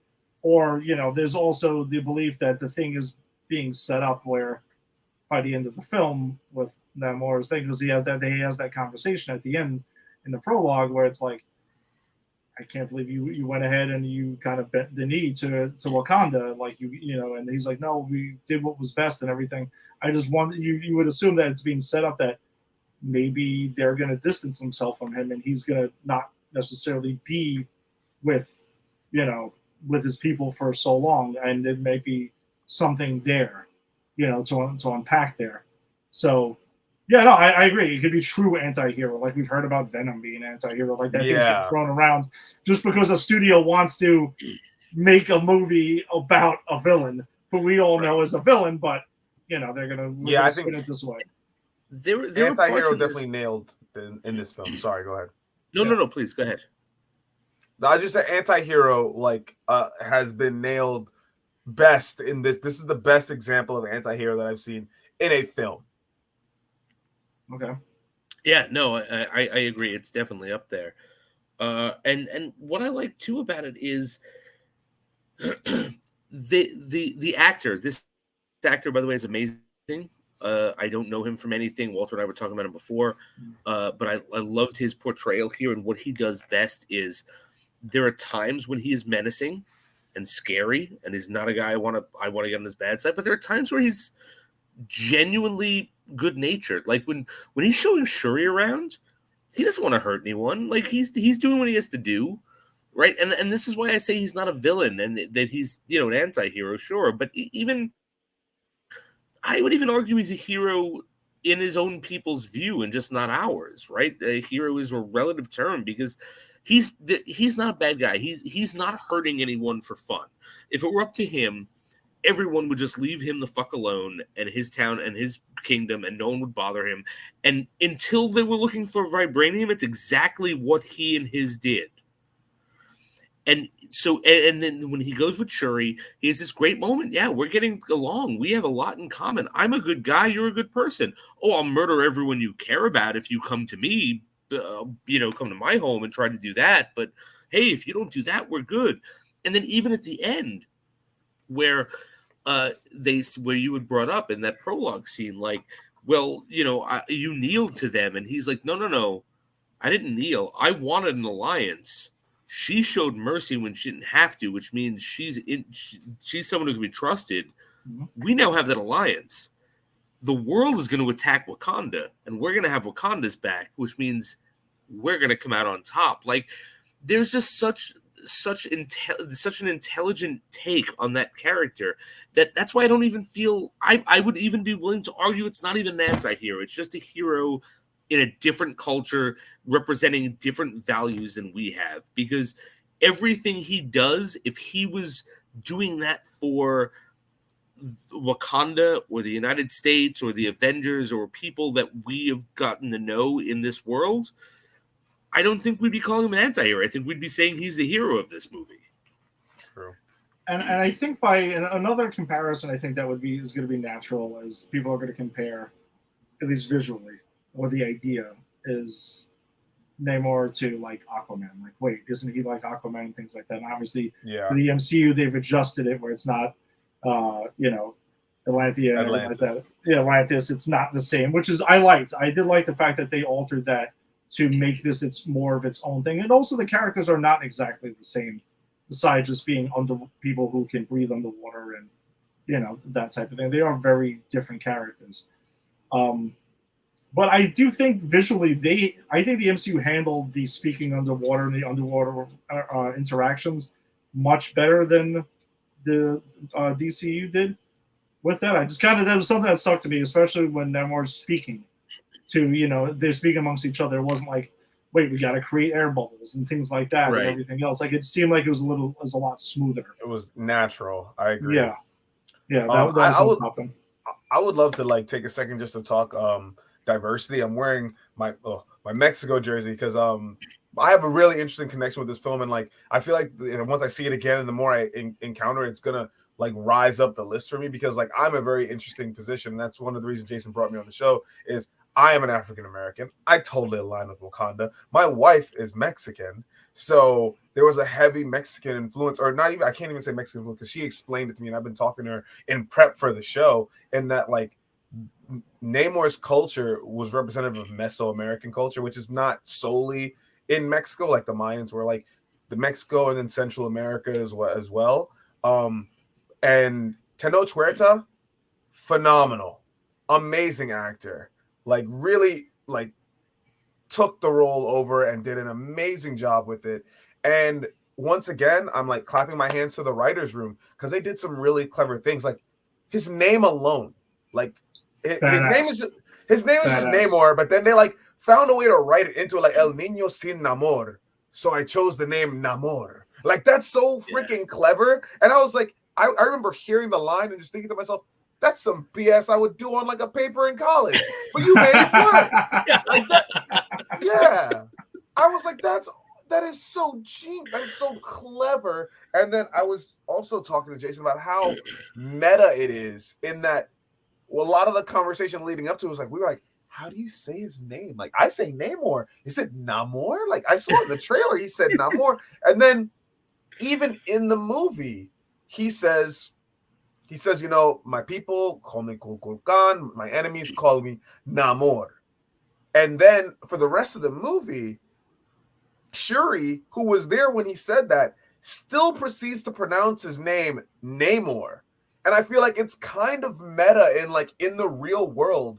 Even when someone has a name that they tell you how they pronounce it, people from other cultures will probably pronounce it wrong. So I don't know if it was intentional, but it seems to me like such a meta way to like just make his name so significant, because Shuri, Riri Williams, they all still say Namor. He says Namor. His people say Namor from time to time. And I'm just like, we still don't know how to pronounce the right way to say his name. But yeah, the representation and the way the underwater city Talocan was presented was just so beautiful. The architecture was like very accurate. I've done research. I've been seeing a lot of videos and people doing video analysis of it and saying like the architecture looked really beautiful. It was really well done. And I even saw a TikTok from the premiere that like kind of made my wife emotional. But it was Tenoch Huerta, the girl who played America Chavez from Multiverse of Madness. She was at the premiere, and then the current president of visual effects at Marvel Studios is a woman from Argentina. So it's just a video of them on the red carpet, and they're on the red carpet just chatting with each other in Spanish. And like the caption of the video is like, nothing to see here. It's just representation, like literally just existing. Like it's not there's not a show being put on. Like, look at these guys talking to. They're having an interaction. And it's just really cool that we're at a point in life where like you can be walking down the red carpet and out of earshot, you can see a group of people having a conversation in Spanish. And it's not something that's like a big deal. It's like, okay, they're living their lives and I'm going to, live my life all Wakanda forever and you'll do this and we'll just keep it pushing. And it's just really beautiful to see that done. And also my last note on this is on Tenoch Huerta specifically, because my wife was explaining to me, even in some Latin American cultures, within the culture itself, there's a bit of colorism in there. So the fact that him being a more darker skinned Mexican man getting this role is also a big deal. Because it's just not a role that would typically go. And there's even to like currently some like very controversial discourse going on in like pop culture and the media in Mexico about, well, why did they pick this guy? Why did they pick like a lighter skinned Mexican person? And it's kind of depressing because you would think like they would just gather around and support their own. But like, it's not always the case. And that goes for people around the world in general, So it just goes to show we've made it far, but we still have a long way to go. Absolutely. That's unfortunate that's still a thing that's happening, but I didn't see that video of that on a red carpet. That is tremendous. I'll send it to you. No, please do. Yeah. I would like to see that. That was pretty awesome. And another thing too is regarding the character, at least, is they talk about his strength, which is a big deal in this, because they talk about how he has to kind of like be away from the water. And M'Baku has a great thing where he just says it straight out. Like, this guy's as strong as the Hulk. So can we just like acknowledge, like, because he punches him, because I love him. Which, by the way, we'll get to M'Baku in a minute because he's just awesome every time he's on screen. MVP. I think we can all agree he's MVP in this movie. We were talking. We want a Disney my Plus king show. of Wakanda currently. Yeah. We need the Disney Plus show. We know that Ryan Coogler's production company is working on some spin-offs. One of them needs to be on M'Baku. Are we getting a M'Baku show, or that you're just saying? No, I'm just saying they should be. I know the Ironheart show is one of them that's being produced by. Yeah, and that's going to be great, but give me M'Baku. Yeah, we need to see the Shibari tribe like get their own show headed by M'Baku, because that's going to be awesome. But he does say flat out, because he's all about, once he hears about, we should kill this fish man. Let's just go and do this. And then when he sees him, he's like, there he is, the fucking fish man. I'm going to go after him. And he tries it. And he gets his chest caved in. Boom! Dude, I was sitting there, and I knew something. I knew sadness was going to happen. I knew bad things were going to happen, right? And when they punched M'Baku and they slowed it up, and you saw and you see a crack in the armor falls and apart. you see the crack in the armor, and I was thinking, don't you fucking dare kill this man right now. You already took the world took T'Challa from me. Don't take M'Baku from me. Yeah, so he's definitely is going to be such a force to be reckoned with, besides in this film, but moving forward. Yes, I'm Yeah, always trying to like power scale the MCU. You know, like I'm always thinking about because like at my heart of hearts, I'm still a kid, like a nerdy kid at the cafeteria table, wondering who would win in a fight, this guy or this guy, and like this. And I was telling Jason, I feel like this is one of the most impressive introductions of a character. Like that first scene alone with the helicopter, I was like, oh. yeah. Those little wings on his feet can work. Oh, and in the comics, so you look at it, kind of like it comes off as maybe looking kind of goofy and stuff like that. But in this, it is powerful. Like it means something that he's got these damn things. 100%. It looks and good. Even Shuri at one point is like, "Did you see the wings on this man's feet? Like what's going on here?" Part of the way that Shuri beats him at the end is she cuts one of those wings off. She does. Very smart. Like, yeah, and so they're a big thing, and I think they look great. I think they look even better on the kid version when you see it. Yeah, right. I think they look even better on him, but I think they look great on Namor as well. Like, and it's something that if you told me, I'd be saying that. Yeah, Submariner's winged feet are going to look great on the big screen. I would have been like, of course it was. And Daredevil was a great movie with Ben Affleck. Sure it was. But no, but here we are, man. It looked great. I feel like they really went out of their way to, and in similar vein of like She-Hulk, where She-Hulk was very responsive to the things that were said on the internet. I feel like this movie also took that into account because knew a lot of people were like saying, like his winged feet, how does that translate to the MCU, which is like a hyper realistic scientific thing? Like, how's this going to work? And like in the scene, like, which is it's become one of my favorite MCU scenes because it was just so impressive. But his attack on Wakanda, like, there were so many moments where they kind of like zoomed in on his feet, like on like the angles that he was attacking from, and there was moments where like above all the audio and the score and the music, you could hear like. And I was like, why is this so intimidating to me? Why? This is menacing. By the way, this power scale thing is something that we screwed up on because I should have kept those damn Marvel Universe cards that I collected as a kid when they all had the scales and stuff like that of who was stronger. Now you got to flip them over and whatever, man. Like it's I don't know what the hell happened to him. He's a big hitter in the MCU right now. He's definitely up there. For sure, and to compare him to the Hulk is like, all right, now we got an idea of where the hell this guy is at right here. Yeah, and also I want to point out how awesome it is that the Atlanteans have the ability to sing and draw people overboard to kill themselves, and they explain it like it's the sonic attack because that's literally the lore of mermaids and mermen. Sirens. Like, the sirens, right? Like from ancient Greece, even.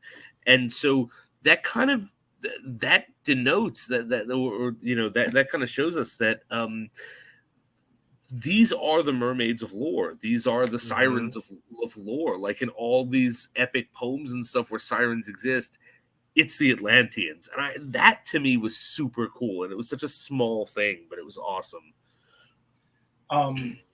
Yeah, and I think that also takes us to that whole thing where Riri goes ahead and we find out it's Riri that builds the machine that's tracking vibranium. So I guess that kind of brings us to, we can talk about Riri Williams in this film a bit.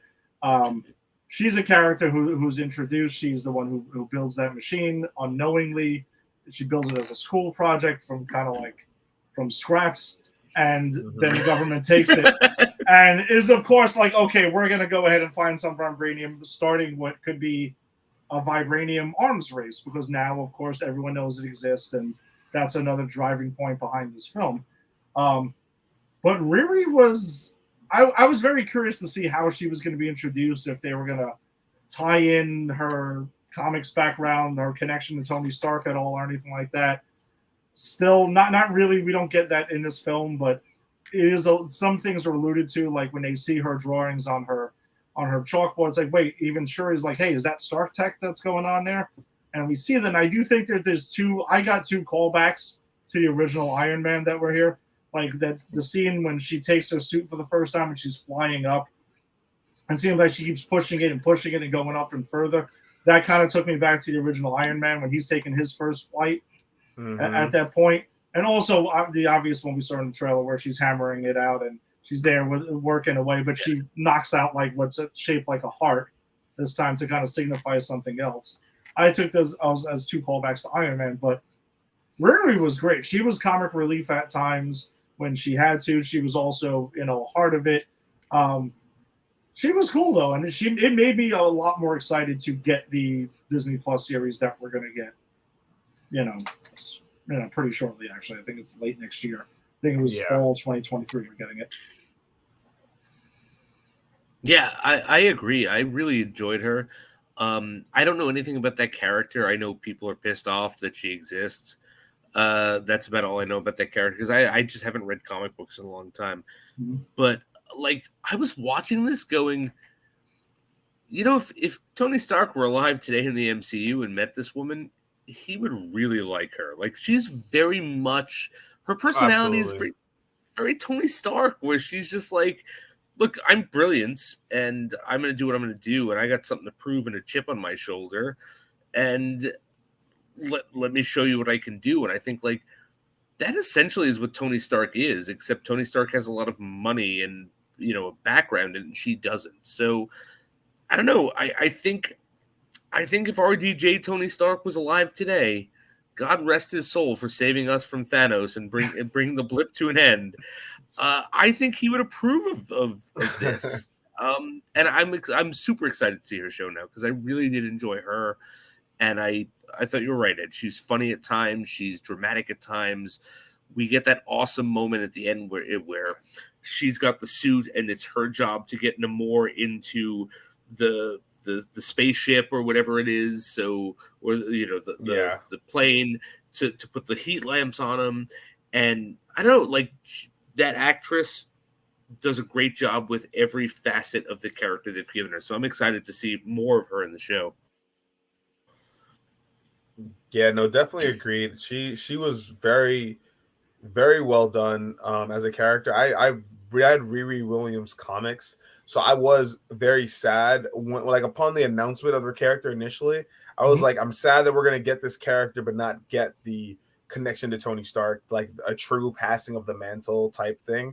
And I feel like they handled it well. Like it doesn't have to be a mantle being passed. It can also be someone choosing to take up a mantle, or just like fill a role or fill a need or do. And they didn't even make it seem like that. They just made it seem like this is just her, her God-given ingenuity. And this is how she chooses to express it. And I think it was really, really well done. And also this movie, really so many powerful women, like across the board. For sure. Like Shuri, Riri, the return of Nakia, Okoye, Queen Ramunda, like so many powerful women, not to even mention Namora, who from the Atlantean side. Like very, very well done. That I'm pretty sure it definitely passes the Bechdel test. I don't know. Do you guys know the Bechdel test? So yeah, for sure. Yeah, so I definitely pass it. But explain it just in case anyone listening doesn't know. Understood. Yeah. So the Bechdel test is a test for movie diversity and basically just asks, like, is there a scene where there are two named woman characters having a conversation about something that has nothing to do with a man? And you will be surprised, everybody watching. And you should look this up. Bechdel test, Bechdel. Some of your favorite movies do not pass because there's just never a scene where there are only two women on screen talking about something that doesn't have to do with a man. Like a lot of your favorite movies do not pass the Bechdel test. Not all of the MCU even passes the Bechdel test, which is amazing. No, definitely not. Yeah. But I also do wonder if. So I guess what we get of Riri is this allusion, like they allude to like her father in this, right? Like, when she has the car and everything like that. But I do wonder. So we know she goes to MIT because that's where they go to get her, right? Because the whole thing is they're kind of sent by Namor to like, you got to track down the scientist who built this machine. I do wonder if they left a lot of that. They gave us enough what we needed to enjoy the character for this film, but I think her origins are going to be further explored in her series, which is going to be my best guess. But I do wonder, like, I want to throw it back to you. Is that do you think they're going to try to connect her to Tony, being that Tony was at MIT in Civil War and kind of gave like other grants and things like that. Maybe they do have some sort of a connection in the past, or do you think they're going to drop the Tony Stark connection completely? I was just kind of wondering about that. I can see them touching on it, mainly because like I heard them say Stark Tech in the movie, so I'm like it's not completely unfathomed, and clearly there's inspiration there. Even though like the red color scheme that she chose to go with is like it's like not just any red, that's his red, like so. I'm sure they're gonna touch on it and like build it up, but I hope that they don't go out of their way to like make her like an homage to him and like let her remain her own character. I hope. Oh, I agree. I mean, plus I think the Tony Stark in the MCU is a bit different because in the MCU he's seen as he's the guy who sacrificed himself to save the universe. Like there's murals of him that we saw in a couple of the Spider-Man films and things like that. Yeah, there's a whole thing. So I still get emotional. Yeah, that's I agree. God. And that's the way he's seen it. So that's where I can maybe say they'll tie it into something with that. But I agree. I don't want them to do it too heavy-handed and just kind of like, I don't know, whichever way they go with it, I'm cool with it. I was just kind of wondering if they were going to maybe possibly explore that in her film. But I also think there's something interesting for the grander MCU with Riri is she goes to MIT. There's two other MCU characters that also go to MIT now that used to know Peter Parker. There's three of them, actually. Oh, yeah. I didn't even think about that. I also did not think about that. MJ, Ned, and shit. Come on. Flash, right? Flash, yes. Flash Thompson, who are all going to MIT, who have no connection to Peter Parker. I wonder if we might see some sort of maybe a cameo by one or two of them maybe in her series. I'm here for it. I can imagine I'd be here for it. I can imagine Flash paying her to do his homework. Oh, Flash has endless money. Yeah. And I would love to see her turn it down now because Shuri at the end of the movie is kind of like, listen, you might want to end that little side hustle you got going on there. So I don't know. I thought that was fascinating that they had her going to MIT, and I just wonder if it's not a mistake because they rarely ever have coincidences. Oh, never in the MCU. Yeah, I agree. I think we might. Now that you mention it, we might see those characters or one of those characters. Yeah, I can see them making a cameo. Yeah, and they don't have to even. You don't even have to mention Peter because they don't know Peter. There's no reason to mention Peter. No one knows Peter. Who's Peter? Yeah, and that'll obviously be heartbreaking. Who is Peter? Who's Peter? I need T-shirts that say "Who's Peter?" Who's Peter? So yeah, no, I thought it was cool. Yeah, you wanted. That's where we'll go next. Let's go to M'Baku. Let's go to M'Baku. I'm desperate to talk about Winston Duke. I love the man. Kick it off, my dude. Go ahead, go with it. First of all, I will say, my family is from Trinidad and Tobago, and Winston Duke is from Tobago, so he's practically my cousin. I'm claiming that. I'm speaking it into existence. Why not? Wow, what a great character. And he's been actually talking about the film very much on Twitter. So I follow him on Twitter, and he said, and I quote, he said that M'Baku serves as an emotional vent for the movie. So not comic relief, but an emotional vent, meaning that if the scene was too funny, he would be serious. If it was too serious, he would be funny. And he also said that he improvised lines. And I think that's awesome because I don't think that anyone in the entire MCU is allowed to improvise except for RDJ. And so the fact that he says that he had improvised lines and they just let him be him is hilarious to me. And he said that his favorite line that he improvised was calling Okoye a bald-headed demon. Dude, he made that up on the spot. That in both times I've seen this film, that got the biggest laugh. The second he shows up eating the carrot, people already just started laughing. Yeah, they were just like, all right, here comes, he's going to start some shit right now. And we know it. He's always there to start shit. I love it. Yeah. My favorite M'Baku moment of the whole movie, I was telling Walter this before, is when Namor and the Atlanteans attack Wakanda, and he's kind of looking around, and he sees the fishing boat go over, and without a moment's hesitation, this motherfucker looks around and just jumps right in and saves him. Like, he does zero shits given for what might happen about this. This job has to be done. Let's do it. That's my favorite M'Baku moment. My favorite M'Baku moment, and a lot of them are the funny ones, but I'm gonna just I don't want to, but I'm gonna have to turn it to the more serious moment he has in this. He has a moment with Shuri where he's going ahead and it's at Ramonda's funeral, and he's talking to her. And another callback to the original film, which I loved, where he's like giving his condolences, and she's like, "Well, what happened to the child that they turned everything over to? Like, I thought what happened to that." And he goes, "You know something? You've been through enough. You've been through so much loss and everything. We're past that now. We're gonna move on." I thought that was phenomenal. That was such a great moment for the character. Besides the one we had mentioned of the Hulk thing and the Fishman sighting, the scenes you guys just mentioned. It's just every time he's on screen, he steals every scene he's in. Yeah, he really just so much gravitas. So when he walks in, the whole room turns. I saw a video of him at the premiere as well, and he's walking the red carpet and he's doing the chant at the red carpet that he does in the movie, and the actors that play his fellow Jabaris are also there walking with him. So he walks into the premiere and he's like, "Mapa!" And everybody's like, "What the hell is going on?" That's awesome. He is M'Baku. He really is. It's funny because when I saw him in Us, I was kind of expecting him to be M'Baku again and totally different character, whatever. No, he's just a goofy guy there. Yeah, exactly. Yeah, he's a dad. He's just an everyday dad in that. I love and Walter, you left through this line for me because I can never pronounce. Oh my goodness, I love it. You know what I'm talking about? Yes, I will repeat it because I've been saying it all day. I've been saying it all day. I've been saying it for days since the movie.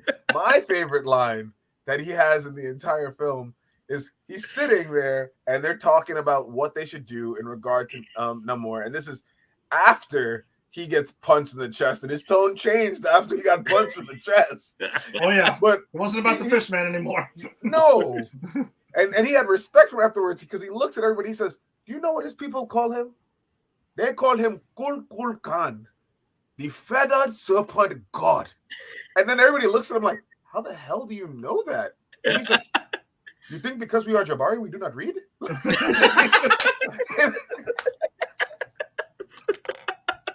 Thank you for that. He's just every scene with him is remarkable and phenomenal. And I also told Jason that from now on, if I'm ever insulted by someone, if I'm ever like upset with how someone's behaving, I'm just gonna start going, "Ooh, ooh, ooh," and people will know that I am not to be messed with.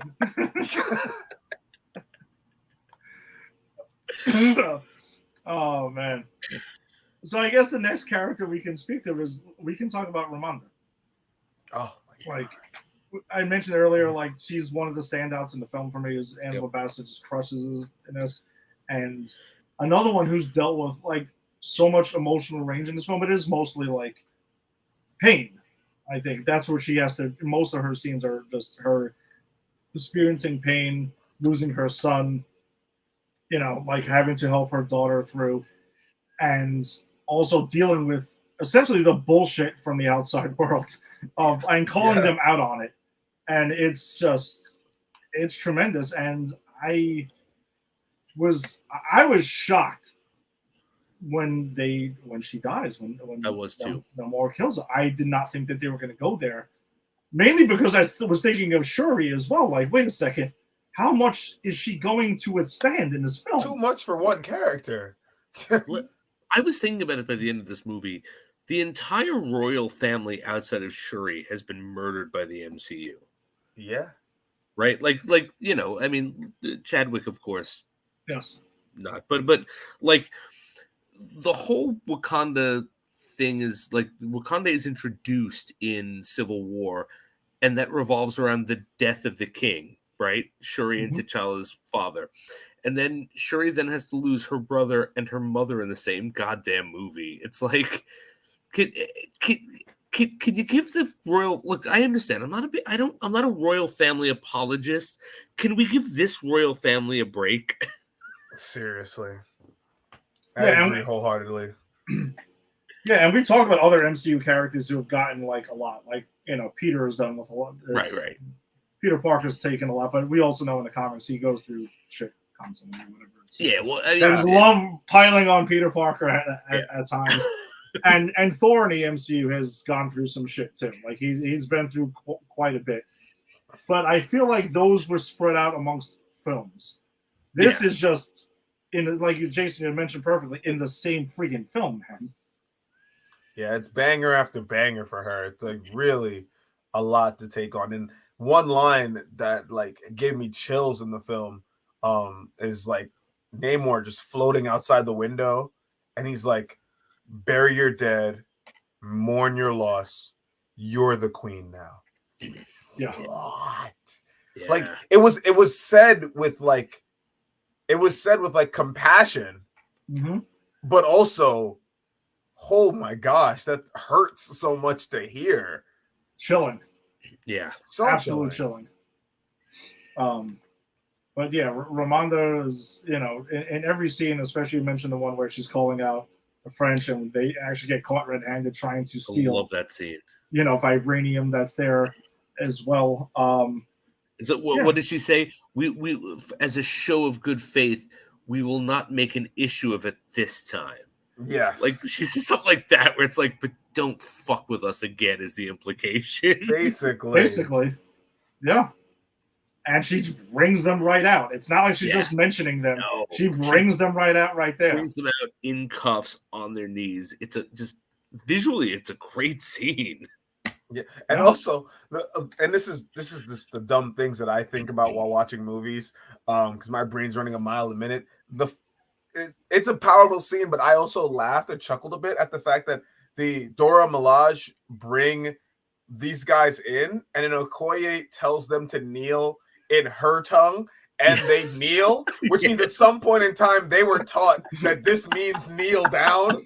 These Frenchmen were taught at some point while they were incarcerated, like, when I say this, you better freaking kneel down.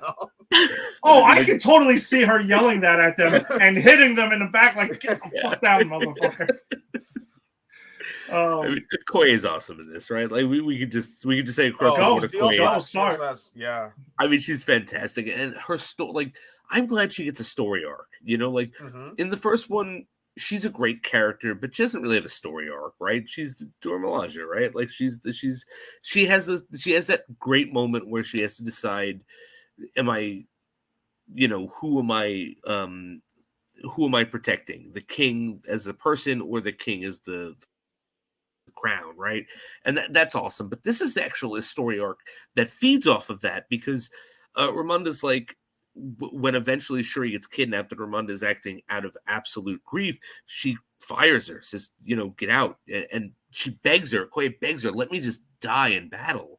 And she's like, no, I strip you of that, because you stood by, and when I begged the Jabari, you were not protecting us, you were protecting Killmonger. And I love that was brought back.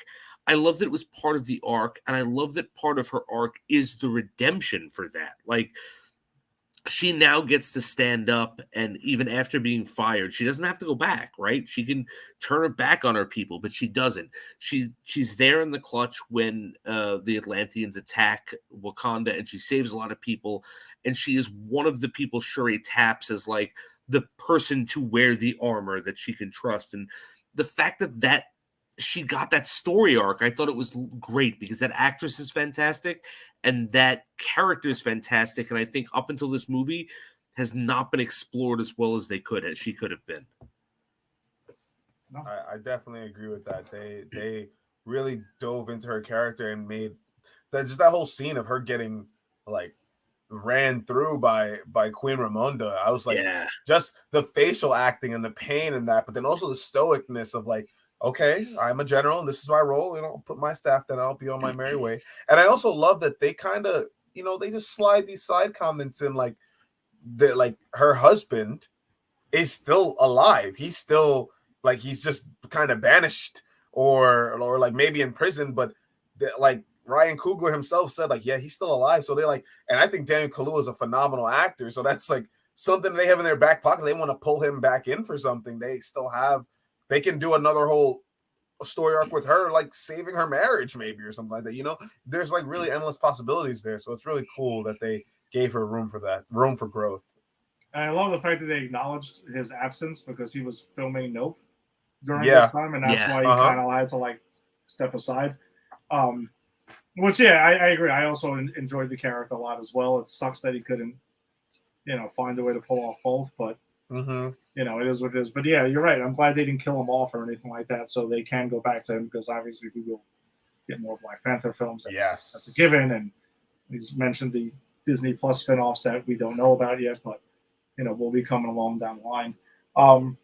And also Okoye is given some comedic moments as well when they're going to go ahead and they're tracking down Riri Williams. Yeah, and there's some funny moments that she has during that, and also a badass moment in that fight on the makeup.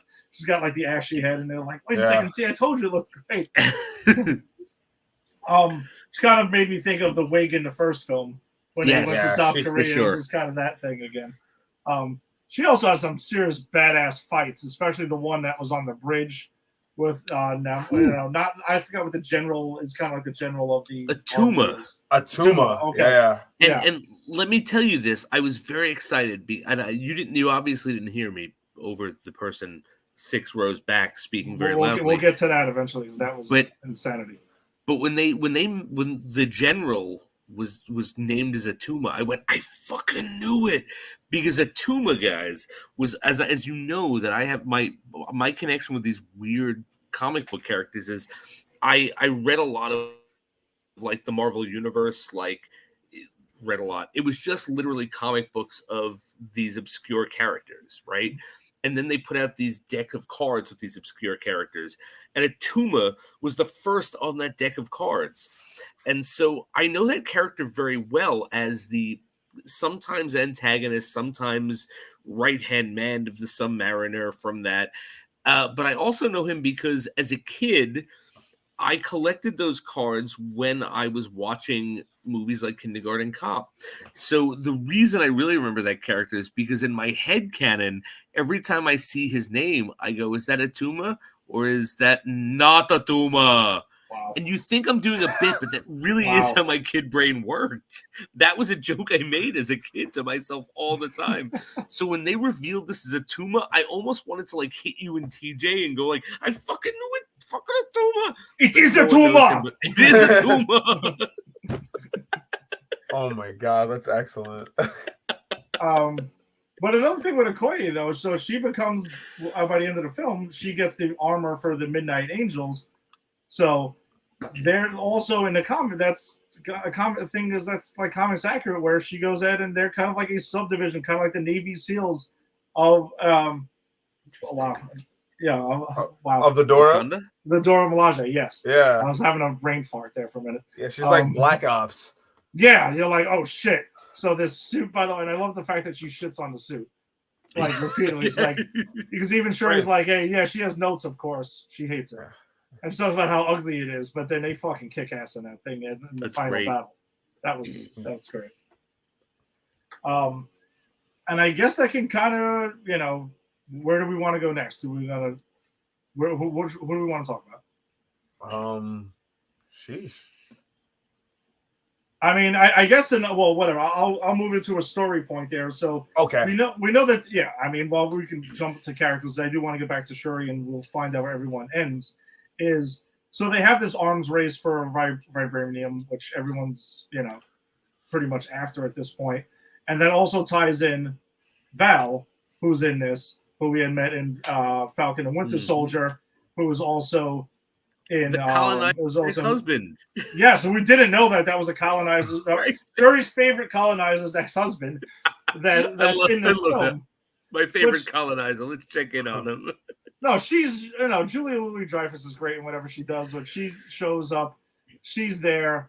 But we also know she's going to be in the Thunderbolts movie, and she's slowly building her team and stuff like that. And she has a mention that she's like, listen, I dream of the day when the U.S. military essentially could have vibranium. I dream about it, much, but I wonder if that's going to lead to a plot point in Thunderbolts and why they're getting together, or something like that. I just wanted to throw that out there because there's world building that this film does for the MCU. Also, while it's not it's an MCU film, but it's also does a lot of things an MCU film doesn't do, but it doesn't miss the world building part where those threads have to be connected for this. Yeah, absolutely. One thing I was thinking about thematically this movie, and I didn't even take that into account or think about that, because I came out of the movie thinking this is very, very interesting and contained. I felt like Wakanda is always isolated, and then Namor's people also want to be isolated. And I feel like the movie in itself took that and was like, this is an isolated occurrence. Like, they had their little squabble and didn't really affect the larger scale MCU too much. But you make an excellent point. Like, how does Val's position here? It does have impact on some level. It's going to have an impact on some level. Yeah, because I was talking with Tim about this, who was watching us now. We were just like, I wonder if Val was necessary or was she shoehorned in there? Like, if they swiped it out and called her something else, would it matter? Yeah. Maybe not necessarily in this film, but I think in the larger MCU, that's why she's in this film. Because we're probably going to get a follow-up to at least that story thread otherwise, and we're going to find out, like, that's the thing. And we still don't know what Thunderbolts are getting together anyway, so that could be something down the line. I don't know. What else do we got? Well, I do want to point out that I was very, very happy because the colonizer, I always forget, Matt Freeman, you said his name was Walter before. You told me, right? His name is in the movie. The actor's name is Martin Freeman. Everett Ross. There we go. I always forget his name. I just think of him as the colonizer. I love that's who he is. We know that's who he is. But I love that he has a genuine affinity and for Wakanda and for Shuri, and they also have a genuine affinity for him, and it's shown because he puts himself in a position after he finds her beads, Shuri's beads, after she gets taken to Atlantis, or I'm sorry, what is it called? I forget what it's called in this. Talokan. Thank you, Talokan. When she gets taken to Talokan. And she leaves the beads and he takes it and they communicate with him and he's like, no, okay, I'll give you the information. And he's helping them to a point that gets him arrested by the end of this movie. And when Julia Louis-Dreyfus calls him on it, he's caught. He's like, yeah, but they're good people. They have all this power and they don't do anything with it but help people. And what the hell would we do with it? And that's when she gives that line, oh, I dream about what we would do with it. And so I like that, like, he helps them and he's a stand-up guy. And then at the end, just when things are the worst for him and he's about to be like carted off to prison forever, they come in, they kind of rescue him. And I love that they see him as their own as he kind of protects them. I just really enjoy that because it's not something like he's a member of the U.S. government. The U.S. government is the villain in this movie. It's fucking CIA. I mean, yeah, right, exactly. But the fact that like he's a member, he's a CIA, and he's part of the villainous group, but he's a good guy, and they kind of take care of each other. I don't know. I just really like that. Okoye also has a great line, by the way, in that scene where she goes ahead, she frees him, and there's like, wow, a colonizer in chains. Never thought I would have seen the day. Hilarious. That was fucking great. One other major character we didn't get a chance to touch on before we talk about the prologue and everything was Nakia. Like, oh yeah, kind of missing that big for reveal at the end. A huge reveal at the end. Big. Yeah, she comes into the story where I was just kind of like, I know she gets mentioned earlier, and I'm like, man, I wonder how much screen time she's gonna get. But when she shows up, she's a huge fucking deal in this film. Huge. We find out that she was, she's been in Haiti. We don't quite know exactly all the details for it, which we find out a lot of the details at the end of it. But she's also great. She shows up, obviously saves the day, literally saves the day, where she saves Riri and Shuri from, it was kind of like a cave or like an offshoot. Mm-hmm. It wasn't exactly quite underwater. Because that was one thing, after the first time I saw this film, I was also wondering, wait a second.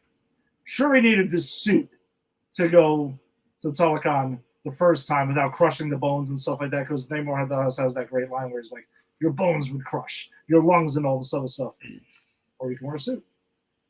Whichever one you want. But then when Nakia saves them and they kind of just go out in their, Wakandan tech, I'm like, wait, what happened to the bone crushing and all the other stuff? Was Namor just fucking around with them? Or was that like a thing? But then I realized they didn't actually go that deep into the sea. It was just like a cave thing. So that I wonder if it was a massive plot hole the first time around, but second viewing, I was like, all right, that's cleared up for me. I'm kind of good.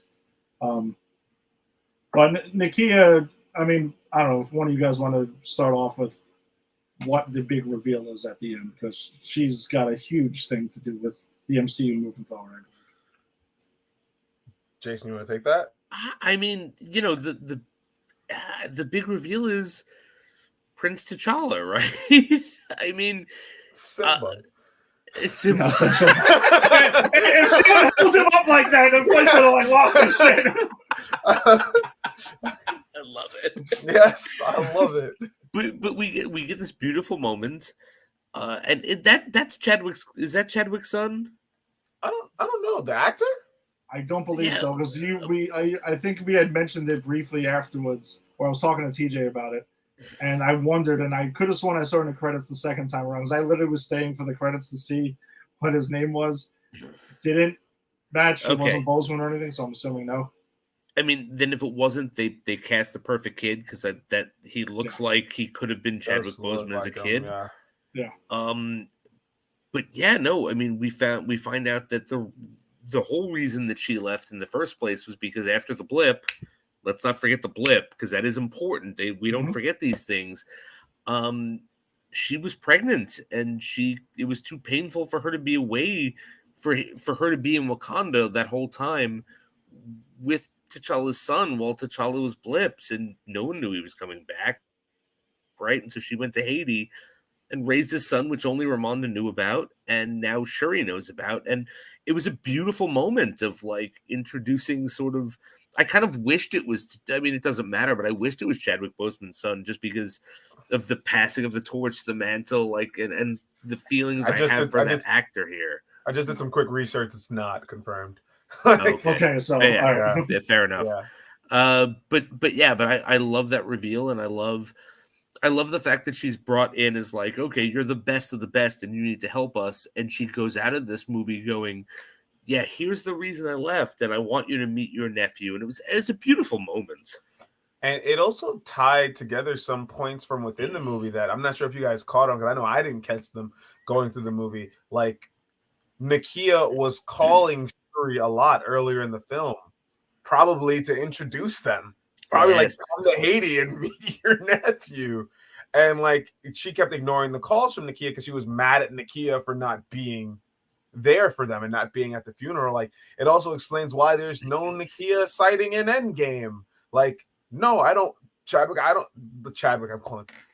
I don't want my pregnant fiance to show up to this battle for the planet. No, you hide out in Haiti while I go fight this war, And then it also, and this line like that gets like lost on people, that at least I lost, because of right after this line is when Namor first enters. When he interrupts their conversation, she says to Shuri, like, I have something to tell you about your brother. And Namor comes out the water, and you're like, and I completely forgot about that line until like after the movie when I'm talking with friends about it, and they're like, she was probably going to talk about that because Nakia confirmed that Queen Ramonda had been there and had met him already. Yep. Which I didn't catch that until the second viewing, honestly. So well done. Yeah, I didn't catch that until the second viewing. Then all of a sudden I was like, oh, okay, yeah. Here we go. Very well done, and it just opens up the path for like, because I know one of the big things of contention after Chadwick's passing is like, recast T'Challa. Should we have a new T'Challa? Like, should someone else play T'Challa? And somewhere down the line, I'm pretty damn sure we're gonna have another T'Challa be the Black Panther at some point in time, and I'm probably gonna cry. Yeah. But I love that the new T'Challa we're gonna get is a passing of the mantle, and not like they're still saying the original T'Challa Black Panther is Chadwick Boseman. It will always be Chadwick Boseman in this universe. But we're gonna set up a way for it to the mantle to be passed, and we still get a T'Challa Black Panther, which is important. You and I were talking about that, right? Like we were both kind of torn about like honoring the actor and honoring the character. Mm-hmm. And I think this is a way they've set themselves up to do both, which I applaud them for. So I guess that's something I want to throw out to you guys, because I know Jason and I talked about this last week. Now, after have seen the film now, do you feel like, because I know there was a point of contention of should they have recasted T'Challa, or should they have gone this way and passed the mantle, at least the Black Panther part, onto Shuri? Do you think it was the right? Walt, I don't know how you felt before this. What side were you on prior to the film, and are you still there now after seeing the film? Yeah, I was definitely on the side of do not recast the character. As much as I love having the character there, I didn't want to see that done. And I know that regardless of what film, it could have been like the single greatest film put out ever. Everyone in the back of their head would have been like, but what if it was Chadwick? You know, like it would have been better if it was Chadwick, or God forbid, people are like, this guy's way better than Chadwick, you know, and then people are being disrespectful. You know, it just opens too many avenues for like contention and infighting and whatnot. So I was definitely of the school of thought of don't recast the character. And now having seen the movie, and I'm telling you, the more I talk about it, the more I love it and enjoy it more, and I can't wait to see it again. We got a really amazing story. Like we have a really amazing story, really amazing art. And we wouldn't have gotten that, you know? So I'm very glad that they stuck with that and went through with it, and then found a way to like bring the namesake T'Challa back at some point in the future. And also I mean, I have a whole little spiel that whenever we get back to talking about Shuri, I have a whole spiel about Shuri that me and Jason got into earlier, which is the reason he asked me to be on today. Just a different perspective that I have. So I'm glad we got Shuri's story, because I feel like in the first Black Panther movie, there was something that was being set up there that I feel like I didn't even realize was being set up there, and then they really took it and they in this movie. So I'm glad we get a chance to have that. All right, and I know Jason, where side were you on now after that? And I do want to go back to Walt. I want to hear about the Shuri thing. Yeah, perfect time to go back to Shuri. Shuri thing is great. But yeah, no, for me, I've always been. This is something Walter and I talk about. I don't know how I feel about it. Like Chadwick Boseman is Black Panther T'Challa for me, right, in the MCU. But because he's gone doesn't mean I don't want that character anymore, and that's something I struggle with. Like I respect the hell out of the actor and what he brings to it, but I also really miss the character, and I think I agree with Walter a lot. I know I agree with Walter a lot here, that the fact that they've set it up where they can pass the Black Panther mantle, but also set something up where we might have another T'Challa Black Panther, another shot at exploring an offshoot of this character, at least I'm happy with. So like I don't think it would have served the character better to recast. I think I like the way they're going with it. I think Walter's right. If I was watching this and they had recast it and T'Challa, and there was a lot of T'Challa stuff, and it was the original movie we were supposed to get, the back of my head, I would have been always comparing it to negative or positive to Chadwick Boseman. And what I got, I didn't have to do that, and it set something up that could bring that character back, or at least a variation of that character, which is a very comic book thing to do. Like, how many times we kill people, and all right, now your kid is now you, and they're just the same person. Like, there's a lot of things we can do with it. So I'm actually really happy and okay with the way they're handling it so far. Yeah, I also, I know I dropped in Tim's comment. He never wanted to recast, neither did I. I kind of figured it was the time. And I also remember after the first film dropped, there were people already screaming like, oh, make sure the Black Panther in the sequel, let's go already. And I'm kind of like, pump the brakes, guys, relax. I know what happens in the comics, but let T'Challa's story go on for it. They can explore that avenue down the line if they want to. And now you got people backing up on that. And I don't know. I think, and I agree with Walt what you said. We wouldn't have gotten this story if not for what unfortunately had happened. So, it did give us something in the end. And I do think, they leave themselves open if they want to explore it or not. You don't have to. You could, you couldn't. Like, you can see what you want to do down the line with another T'Challa being, the Black Panther.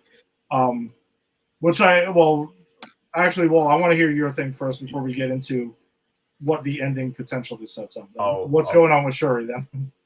We're talking about like our favorite scenes in the movie, and one scene that really stood out to me, and like I don't know, I really in the moment I didn't realize why I had such an emotional connection to the moment, and then later on, and breaking it down and thinking about it, I came to something that I thought was really cool, and I don't know if this was intentional, but I feel like Shuri, in herself, she has her own story arc with technology. They mentioned it in the first movie. M'Baku scoffs at her and says, we are a nation with like a rich history and tradition, and we put our resources into like a girl playing with like technology and stuff like that. And they don't really go back to it, but for the most part, but it's like they seem to scoff at her, and they have their traditions and their way of doing things. And that's the entirety of the first Black Panther movie. Like Killmonger gets the, fight for the throne because of birthright and things like that. It's very, archaic and their tradition.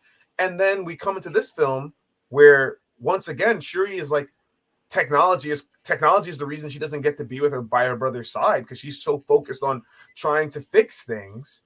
And continuously, the whole idea of technology versus tradition is like a little story arc that she had a preview of in the first movie, but didn't get expanded on. And that's something that we're also focused on the story of grief, when she also has a story of growth as a character, because the moment that I'm talking about is when she finally does it. She creates the heart-shaped herb.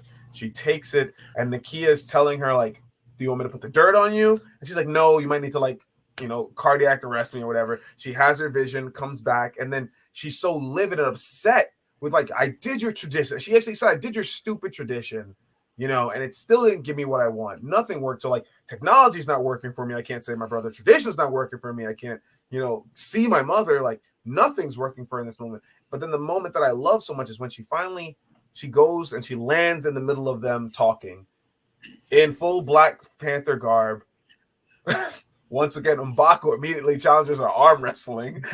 Let me test this out. Are you really the Black Panther? Show me that you're the Black Panther. Wordlessly, too. He doesn't even say it. He's just like, yeah.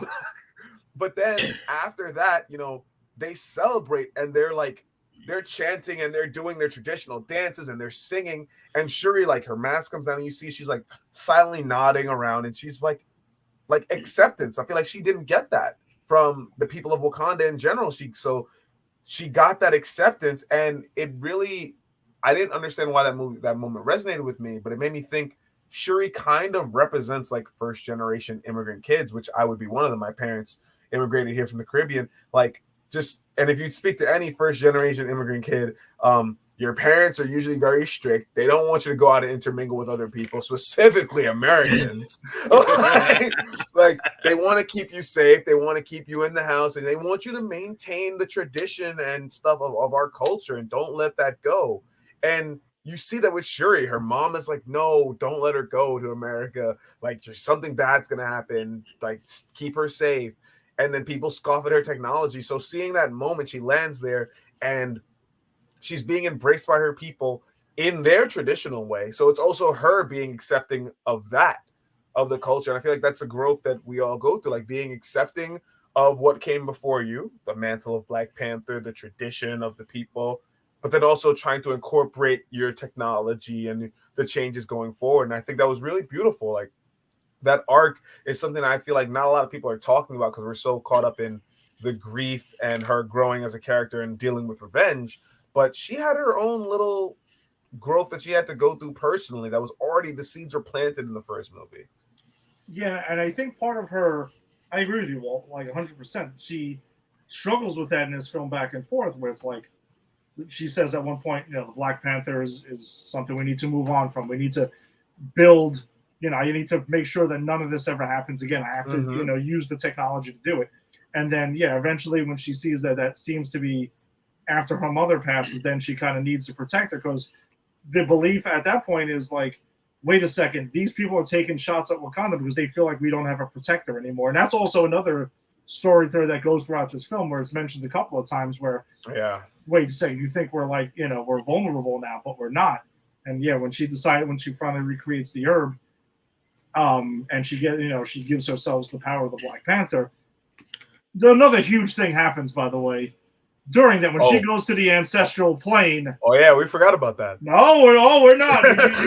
I think we've indirectly set it up. We're kind of going very well, beautifully. With all this. Part of the plan. All part of it. That's exactly how we planned it out. Yeah. So she goes to the ancestral plane, and she sees Killmonger sitting on the throne. Now, Rick is another friend of our show. Unfortunately, he's kind of dealing with some migraines tonight and wasn't able to join us. This dude who's been screaming about Killmonger somehow being resurrected and being the Black Panther in this film, and they kept shutting him down. But the rumor was out there he was going to be in this film. And we wondered last week, Jason and I discussed how. My guesses were flashback or ancestral plane. Those were the only two options, because he's dead. They're not going to do a cheap way out of this and be like, nah, he didn't die, The whole sunrise scene, that beautiful thing at the end, nah, none of that. 'Tis but a flesh wound. Yes, exactly. Not a big deal. I got this. Yeah, she sees Killmonger because she's in the same mental state as he was in once he took the herb and went to the ancestral plane, just kind of like just blinded by revenge and stuff like that, like fury. And then he proposes the question: are you going to be like? Because he doesn't knock down T'Challa at that point. He kind of looks like he's got the respect from there. You're going to be like your brother, or you're going to be like me? And he says, or you're going to get stuff done. So that's the dilemma she's with. And when she leaves the ancestral plane, she's still about like, she's pissed that she saw him, but she's still kind of like, I'm still going to fucking kill him tomorrow. Like, that's it. Like, I'm still going to go with the revenge plot, and this is it. And I thought that was really cool. They didn't show the end of that conversation till later. Yeah. Like, you didn't know how that conversation ended. I was so surprised when they panned back to it, and she was like, yeah, you're right, Killmonger. This is some good stuff right here. You know what you're talking about, buddy. I was like, oh my gosh. I'll be honest with you. I think that goes into what you were saying, Walter, about like her having to decide, like her doing what's expected of her, but also trying to be herself. Because like the ancestral plane thing, right? I'm going to go to the ancestral plane and hear my elders who tell me, okay, well, this elder who I don't really like is going to tell me something, but he's not wrong, but he's not right. But I think the whole thing about Shuri is she's going to make her own way, right? Like it's not about the past and it's not about the future. It's about like the way she wins this battle is not solely through being the Black Panther, but also being the Black Panther tradition, as well as using her technology, who she is now. And I think that's the whole point, right? And I think that's what Killmonger represents. Killmonger comes and goes, well, you're like me. You don't believe in tradition. You don't believe in ancestry, but I'm your ancestor. I'm tradition. I'm going to tell you what to do. And it's kind of in her court to break that, right? Like break that sort of ancestral, like, thought process that we have to always do what our ancestors did, even if our ancestors tell us they're wrong, right? Because in a lot of ways, our ancestors do tell us that through action, but yet we still do the wrong thing. But I think in this moment, this is kind of her breaking that generational like trauma bond, right? Like, okay, this is what's expected of me. This is what I bring to the table. Even when I bring something to the table, this is what's expected of me. Only I can make the change. And that's what she does when she doesn't kill Namor, is she goes, I'm not going to do this like Killmonger or T'Challa or anyone. I'm going to do this like I would do. And I think that's kind of her like story arc in this. Agreed. Yeah, she pretty much uses the tech too to pretty much burn him, to really weaken him. When she does the whole, Wakanda Forever, and thing just goes like explodes on him and lights his ass up and everything.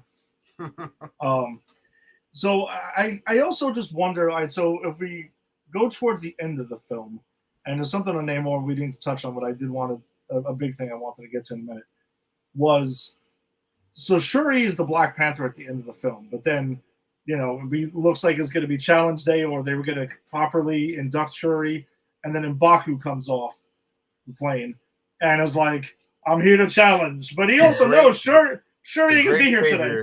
Yeah, the great savior M'Baku.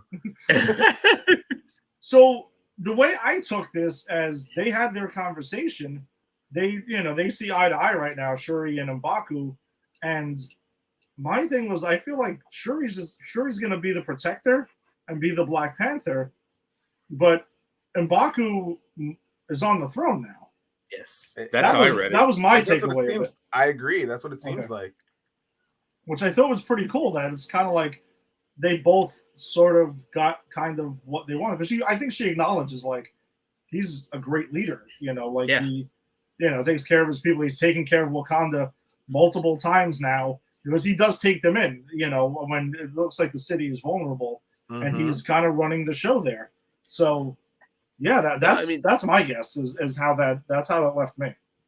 From both movies, he's always done what's right. Like, he saves T'Challa's not his enemy, but T'Challa's his antagonist, right? In the first movie, he wants the throne. He wants the Black Panther ship. He doesn't think T'Challa deserves it.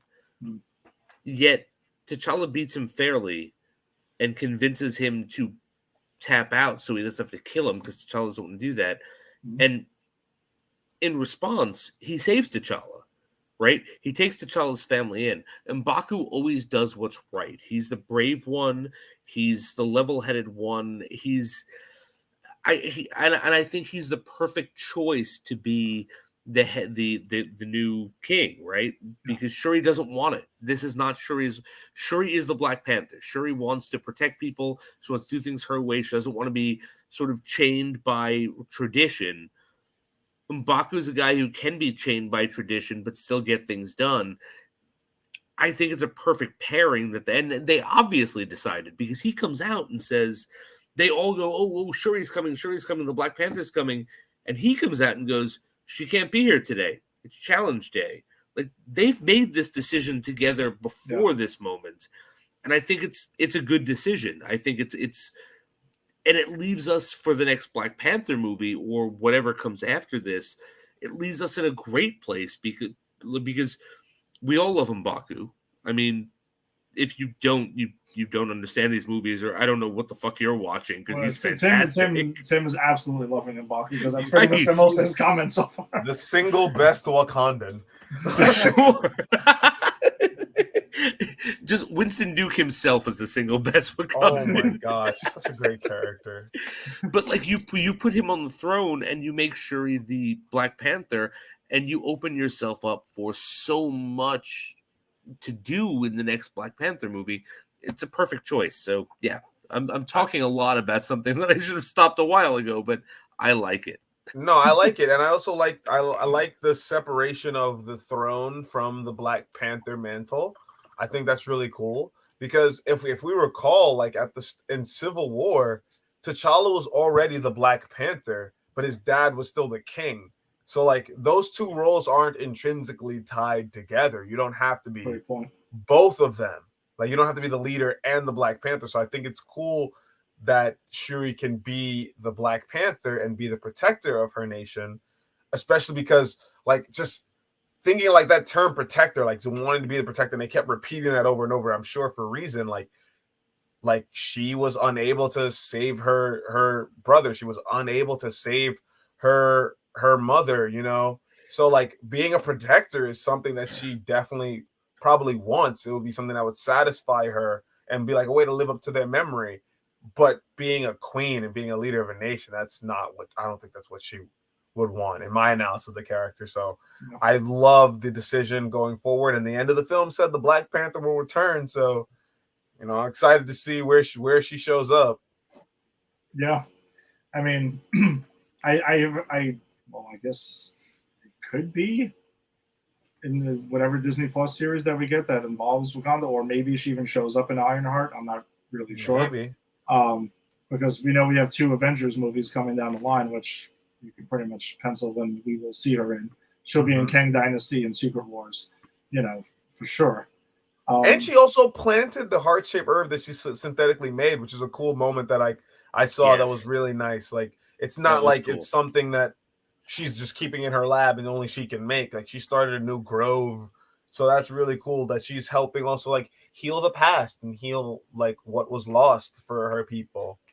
Yeah, and she calls out Killmonger too, saying, "You destroyed all of this. You're part of the reason I couldn't save my brother because you were so scared to be replaced."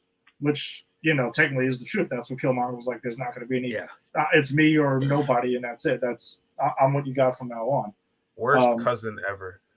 Yes, we've all probably had some shitty cousins, but not nothing like Killmonger. No one's gonna Killmonger cousin. Tim's got a question over here. But when we see M'Baku take the heart-shaped herb and kick some ass as men ate our armor, that's what Tim was talking about the other day. He's like dying for that to be a thing. Do we got any thoughts on that, or do we think we're going to see something like this, or do we think the heart-shaped herb is just for the Black Panther? I feel like the heart-shaped herb might just be for the Black Panther, but if he is the king and he doesn't come back with some badass armor, I think he deserves some badass armor. Yeah. Sure, he could hook him up. I'm sure she can build 100%. something for him. Yeah. Some nanotech stuff that'll just appear whenever the heck you need it to. Yeah, I want to see him duke it out with someone way bigger than him. And I had a friend who said, like, of the humans, of the like human people in the MCU, M'Baku might be the strongest one, like straight up just human fighting. Yeah, I can't think of many other people that can beat him in a fight straight up that don't have powers. He took a direct shot to the stomach from Namor and lived. Like, yeah, he's pretty powerful. Yeah, absolutely. Yeah. So another point I wanted to bring up regarding Namor though is the fact that when he tells his story, he goes to his background, he mentions that he is a mutant. Now, for some people, that was a point of contention when this rumor was floating around before the film was released. In the comics, he is referred to as the first mutant. Mm-hmm. Now, is he really? That's what they refer to him as. Now, though, I am more on this. I kind of really want to hear what you guys think about it. And Jason, you're one of the people who. It was a point of contention for me. Point of contention. There was a lot of wrestling going on with it. I kind of took it, at least in the film, as a literal sense. Not that Namor has the X gene or something like that. I think it's more of like it was a mutation, like literally what the word means, not an X gene, not something like that. Walt, go ahead. I know you were. I'm just saying, like, we're at a stage right now where like mutant's a trigger word, but it also means something else, you know. Because okay, the Kamala thing, you can't beat around the bush. You heard the damn '90s X thing in the background. Yeah, so, right. I can't say that her friend was just like, oh no, you have a little mutation. No, I practically saw Charles Xavier mind waves around her head when they said that. But then the sides were coming together. Yeah, it's like her name clanking together in metal. Miss Marvel, clink, Wolverine. But I definitely think that this one, everything's intentional. So I feel like it was said there to like get you riled up, but I don't think he's like gonna end up being like X-Men kind of thing, because like he's a mutant because of his family, like his ancestors, his mother, consuming that fruit or their version of the heart-shaped herb. Yeah, the version of the heart-shaped herb. So I just think he is a mutant to his people because he has those winged feet and things of that nature. But I don't think he's gonna show up on Cerebro anytime soon. Yeah, I 100% agree. Like, it was a point of contention with me. I was kind of getting annoyed that we were rebranding these non-mutants as mutants as we're about to lay the groundwork for the X-Men. I stick by my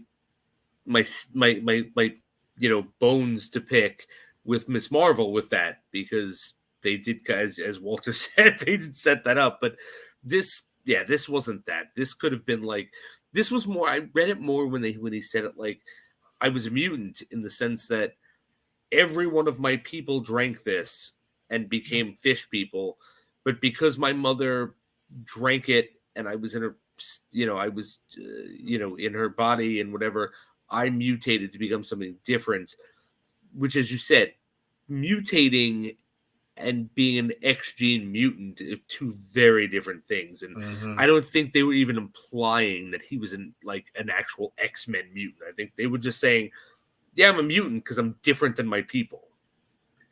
And that's what I took it as. Now, having said that, I'm just going to fuck around now and just throw something out there. So we know that there needs to be an explanation in the MCU of where the hell the X gene comes from. It's not just like, hey, somebody woke up one day and they have the X gene and randomly it spreads like wildfire. Whoops, sorry, I've spread it now and it spreads like COVID and suddenly the mutants are everywhere. Do you think maybe they're starting to build the explanation of why the X gene starts becoming alive in people or something like that, or becomes a thing where it's like maybe exposure to vibranium or something like that maybe awakens the X gene in certain people or not? Just playing devil's advocate here with this, because there needs to be something, unless they're going to say it's imported from like another version of the multiverse. I don't know. Was Miss Marvel's bangle made out of vibranium? We don't know that yet. Yeah, we don't know. That's the thing, we don't know yet. It's possible. They don't mention it. It's from is her family multiverse people or space people? I forget. They were multiverse people, from what I remember, if I remember correctly. The MCU is so weird now. It really is. Yeah. Well, since we know that they own the rights to the X-Men and they're coming, I feel like as fans, we're also fishing for anything that we can gravitate to, because we all know something has to happen.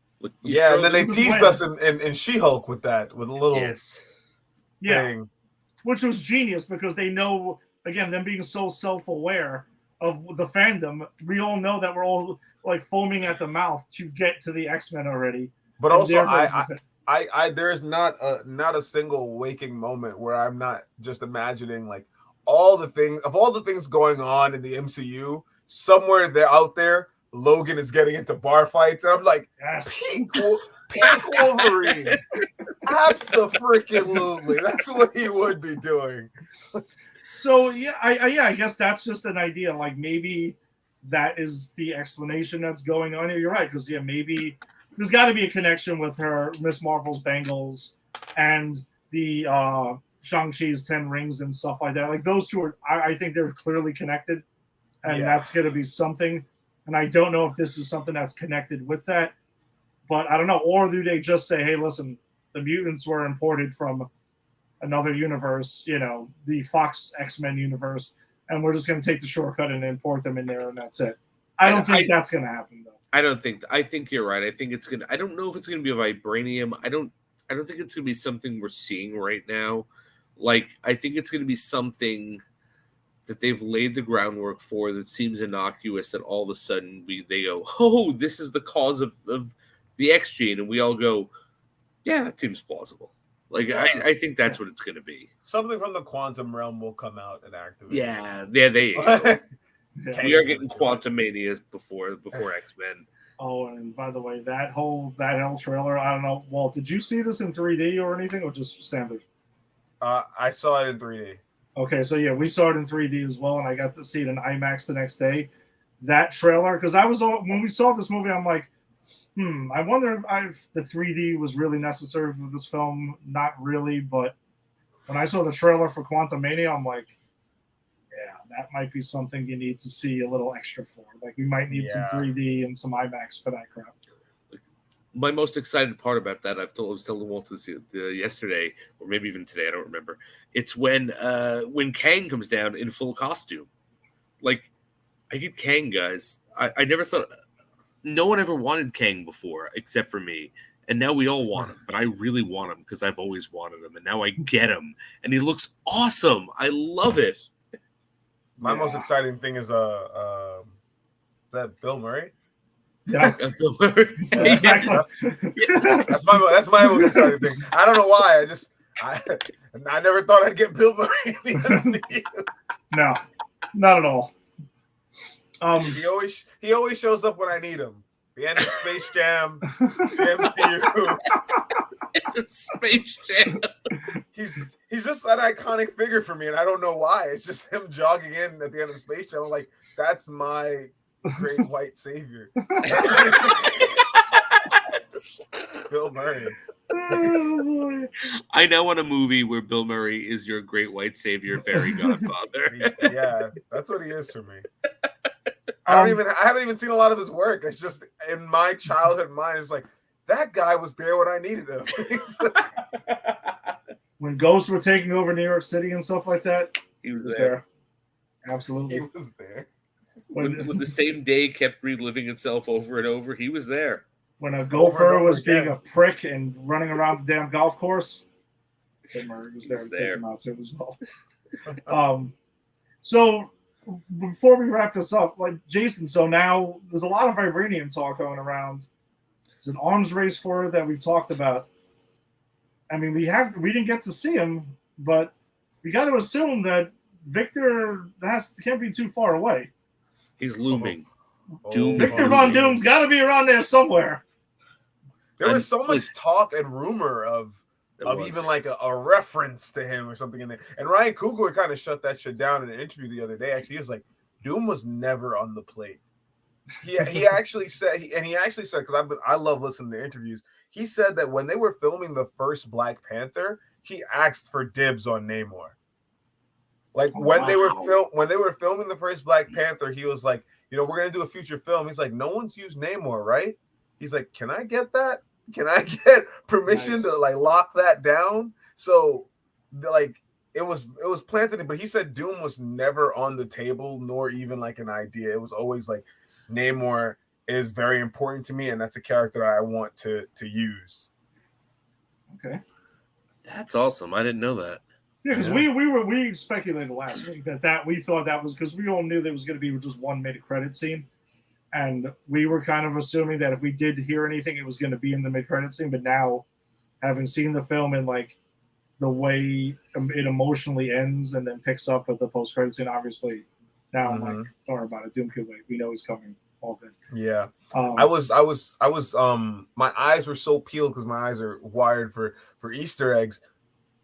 But when they were having the scene in the UN, I was like, oh, if I see a Latveria nameplate there, I'm going to lose my mind. I'm going to lose my mind. But no, false alarm, guys. I'm going to say I, of course, wanted a mention of Doom because I always want a mention of Doom, no matter what we're talking about, no matter what movie it is. If we were talking about Thor, Love and Thunder, I'd be like, and you said, there's a possibility that Doom could be mentioned in this movie, I'd go, yeah, fuck yeah, he could. Yeah, give me Doom. I don't care about this movie. Having said all that, I'm actually glad we didn't get a mention of Doom. I think Doom's presence would have detracted from what this movie was trying to do and doing very successfully. It was telling a story. It was giving us character moments.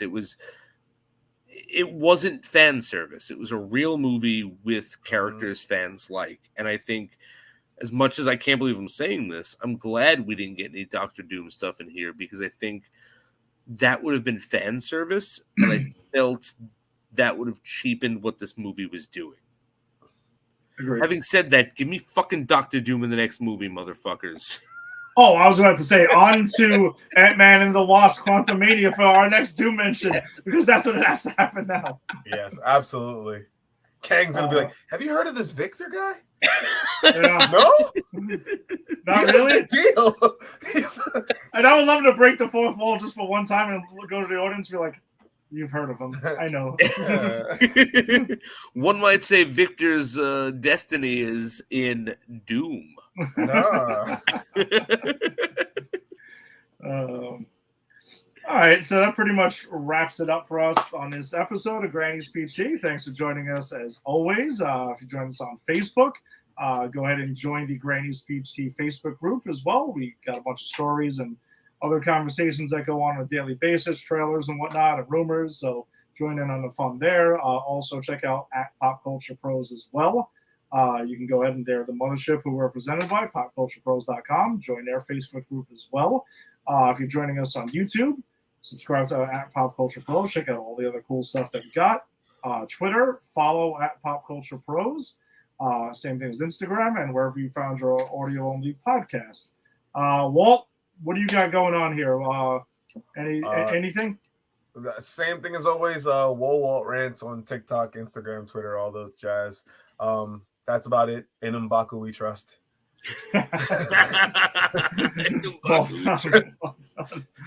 All right, so Tim's just, dude, he's just so amped with M'Baku. It's crazy. He needs his own series. He does. I think we've all agreed on this. It could be a one-man show, him just talking directly to the camera, and I would love Winston Duke monologuing. We'll be back next week. We'll be talking about the next episode of Stargirl and Titans. And we made our decision earlier today of what we're going to conquer next. We're going to do a Superman run. So we're starting with Superman the movie next week, and we will go through what the hell did we name, 6-7 different Superman movies? And oh my gosh. Which means everything but Man of Steel, because we've covered Man of Steel and Bat BVS, so we're past that. We're going to do Christopher Reeve Superman movies. We're going to even watch Supergirl spin-off film that is not great, Superman Returns, and Brightburn, which is also an indirect James Gunn. All right. Well, maybe we will be seeing Walt back for Brightburn. I've been pitching that damn movie since we started this thing. I'm excited to watch this thing. Movies, it's interesting stuff. I will say that. Well, listen, let's make it happen. Hopefully, pencil me in for Brightburn. Yeah. So, Jason has not seen it yet, so I haven't seen it yet. You're gonna. It's some a wild film. shit. it's a film. Join us next week for our Superman run and eventually Brightburn. So I implore you guys to also look into the Superman video game. There is an unheralded Superman video game that's a meme on the internet because the final boss is just a freaking tornado. But that's besides the point. Jesus. Is this the Nintendo 64 one? Yeah. It is, isn't it? Yeah. Which is considered one of the single worst games ever made. Not since the Superman Atari one that I played as a kid. No, the Atari one is better than the N64 one. You